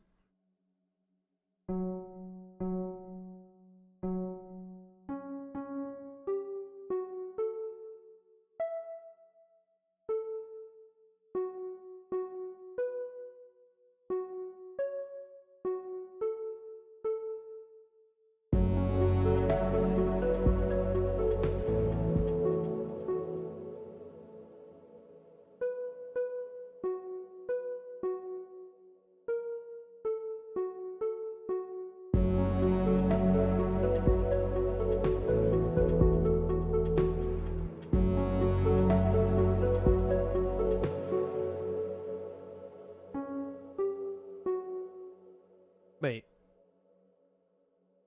Oh, I did that?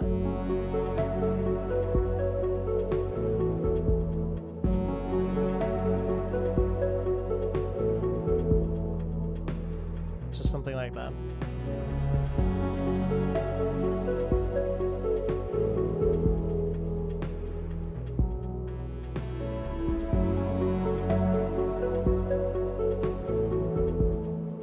But here I need to do something else.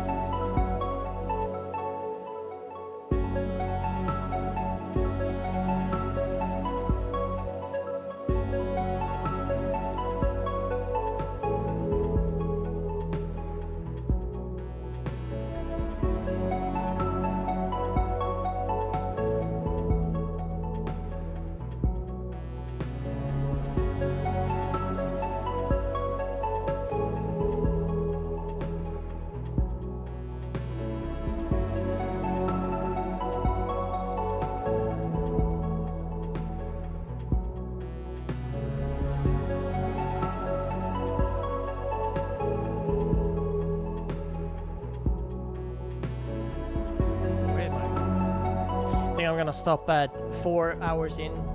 That's usually the longest stream I do. So I feel like that's a pretty good timing. So we have 10 minutes left. Maybe I can make something make something really good in 10 minutes. It's possible.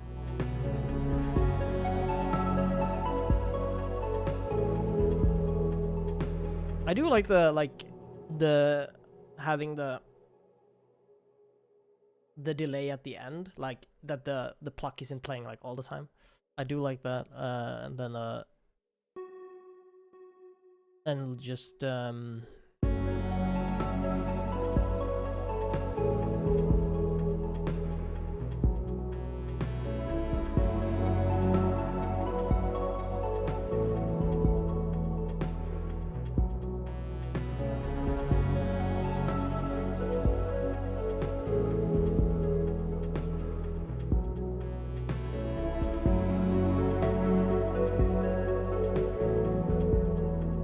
when will this be on Spotify?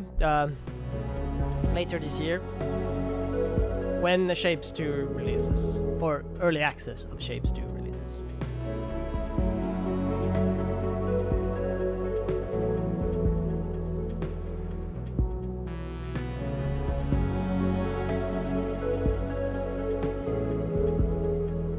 Yeah, it works. But yeah, the mix is just bad. Like just I haven't added any mastering stuff. I haven't really focused too much on actually mixing. Because if you get it to sound good without mixing at all, then you're good to go. Because when you start actually mixing and making it sound better with what you have, then you're golden. Because if you can really like limit the mixing at the end, like you can have a good, if it sounds good without any mixing, and it's already, you can only make it sound better with mixing. So but you can't like save something that sounds like crap with mixing. So when I can mix this, like I'll just show you a little bit. Like for example, I've put on the Ozone, which is like a mastering plugin. It'll sound better because it'll sound it'll sound louder. That's always better. Louder is always better. But it'll also fix some of the frequency inconsistencies.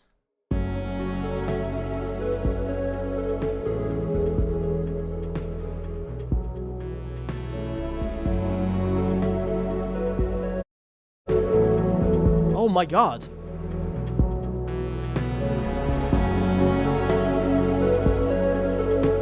It didn't actually help that much because it doesn't understand that.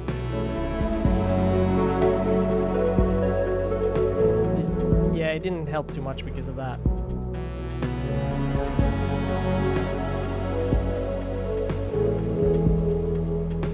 But this sounds better now.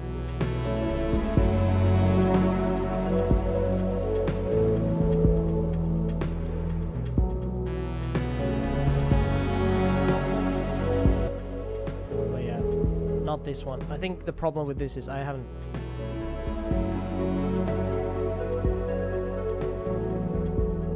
This is too much low mids.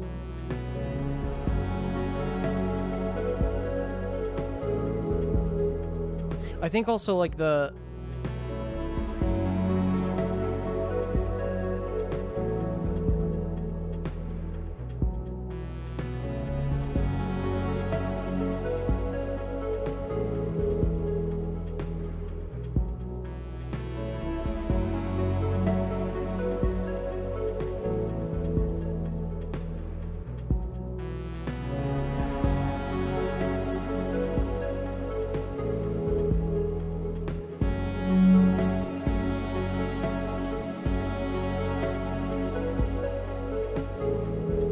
Also, this one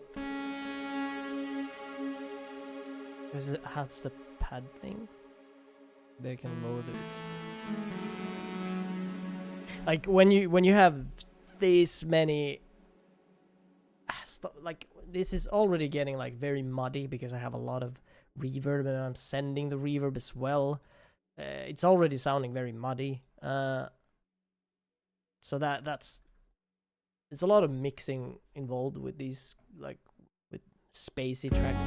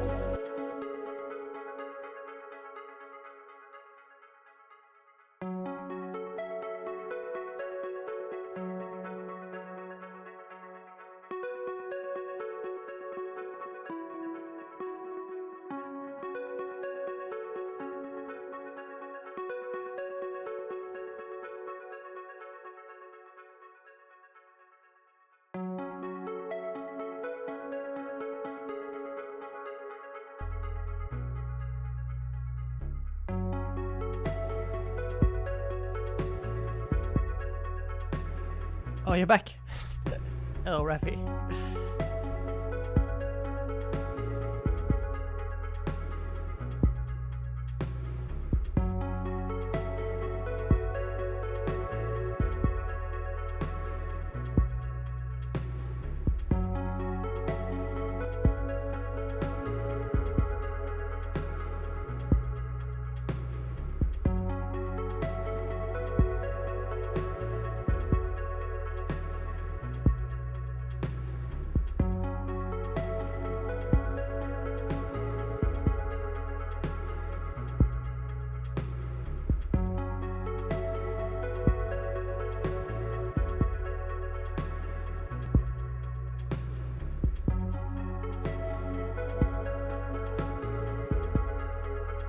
You should send me your music. I can listen to it. Give you some feedback. If you want, you don't have to. Also, I won't give you feedback if you don't want to either. You just listen to it without that.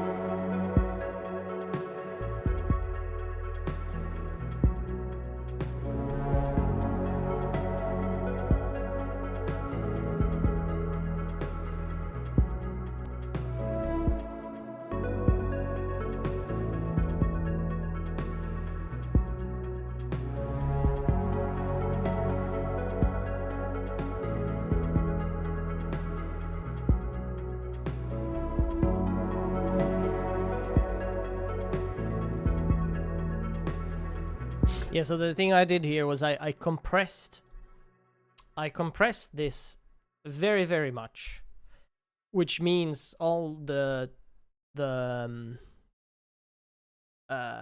quieter parts of this one will sound louder, but I do it after the delay, which means that the delay after the sound itself stops and the delay starts, with the delay would be very like quiet, but instead the delay is very loud because I compress it afterwards. So you can hear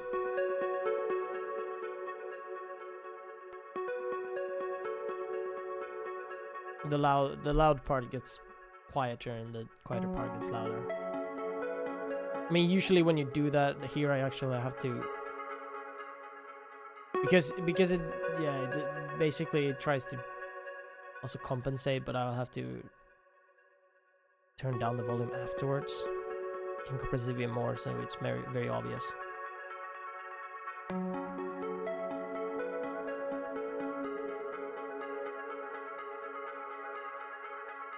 But I don't want that much.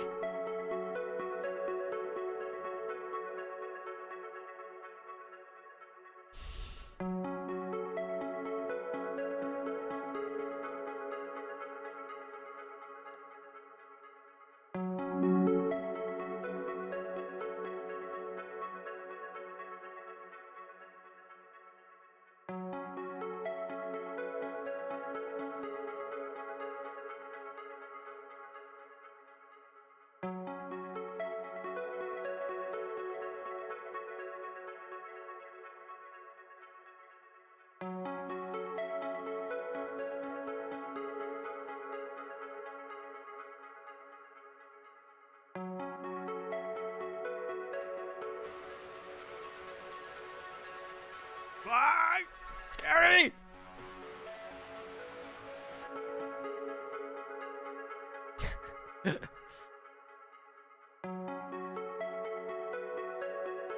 Alright, this is gonna be the end.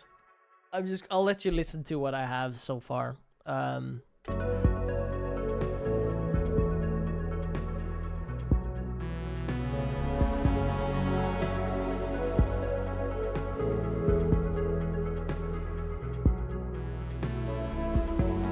So this is basically what you would hear after about 3 hours, because I guess I streamed for 2 hours or 4 hours, but like hours of that was active producing, I guess. Maybe less, to be honest.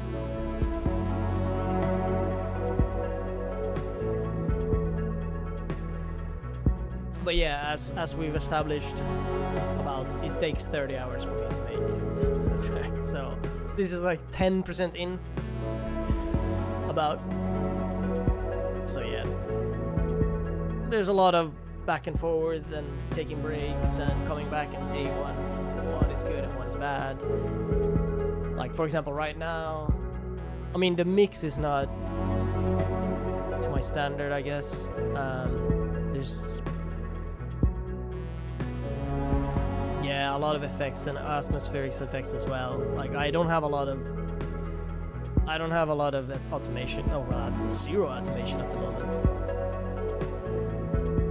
But also, like, I don't like the bass sound. That's something I need to fix. I don't know if I actually like the bass notes as well. Maybe I want to do some more moving bass things. Maybe I want to add something in between there to add like movement, like do thing. Maybe I want to add one more, like I could add like yeah, I have zero automation at the moment. Yeah.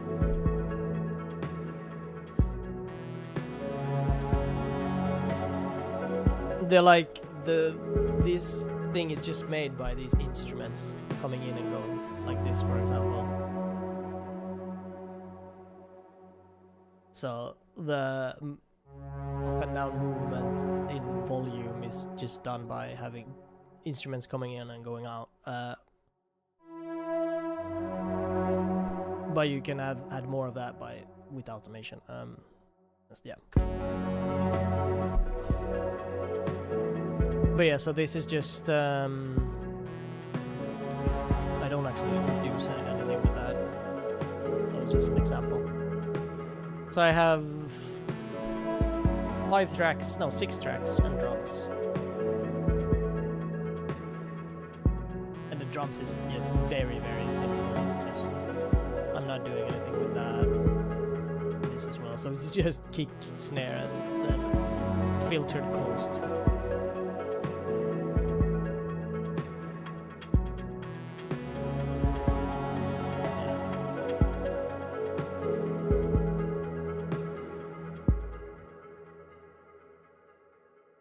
This bass is like 70% of the song. Yeah, you just copy and paste. Yeah, I mean, yes.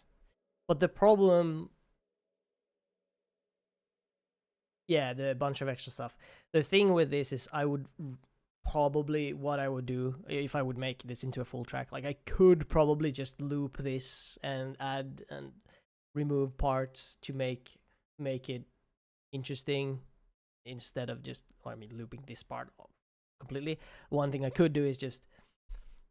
Yeah, but I could do that, but I would not want to. Like, I would want to add a B part and maybe a C part, like more parts that are like maybe change the chords, add another melody, maybe add a solo thing. Like there's a lot of things I could do with this. But I'm not sure yet. But I wouldn't want to just use this part and add, like, as you say, use it for 70% of the song. I could do that, but I would not really want to. I would at least want to have one other part, which changes up something, maybe, like, quite a lot, to be honest. Like, for example, when I did this thing. So, I mean, no, it's not that one. Like, for this, I changed the... So we have this part. Then I kind of move away from that, and I have this ARP instead. So this is like the second part. I add this ARP. I have the same melody, but it's on a different instrument. And then I kind of go away from both of them. I keep the same chords, mostly. And I do have the ARP from the beginning, so the one I start with. But that one goes away here, and then it comes back here. So I move between two different arpeggios here in this song.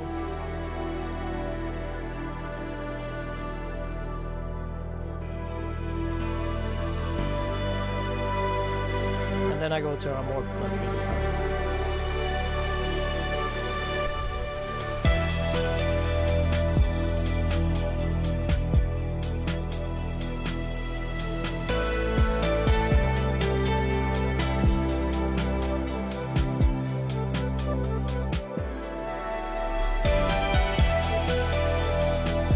This is basically the same melody, but and then here it changes the chords a little bit.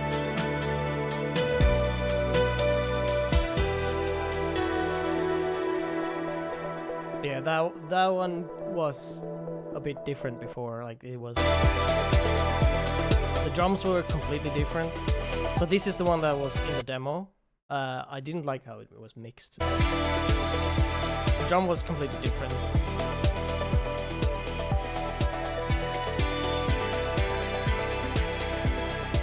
So that's how I've changed stuff, and what I do to improve is try to make it also fit with the rest of the tracks, because this track was maybe a bit too hectic compared to the other ones. I do want to go more towards the atmospheric, not too in your face, like more like background stuff. Add like have the spacey feeling, like sci-fi. I mean, yeah, and a bit drums that are a bit more subdued instead of the like Shapes One style where I went a bit wild with the drums. Yeah. But that is it for me. Any last questions before I go?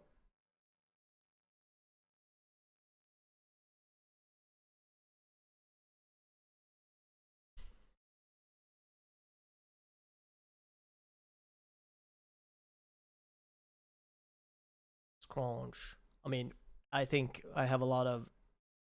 I don't know how many is watching right now. It says 11, but I'm not sure if that's correct. I mean, Rafi is the only one writing right now. Oh, Seth is here as well. You plan on streaming again? I don't know. Maybe. I was not really planning on it, but if it's popular and people are interested. You really like the wild drums in Shapes One? Yeah, I mean, I did as well. But this is a different theme, and unfortunately it doesn't... Well, I mean, I could, of course, but it doesn't really fit the theme, unfortunately, according to me as well, and Thoby. I mean, I'd like to produce that, but unfortunately it is a different theme now. If it was the same theme that in Shapes One, where I could do whatever, then, but I'm glad you like the wild drums. And thanks for stopping by, saying and watching. Yeah, we'll see if I stream again. Maybe if I get a lot of interest, then maybe. But yeah, thank you. Goodbye.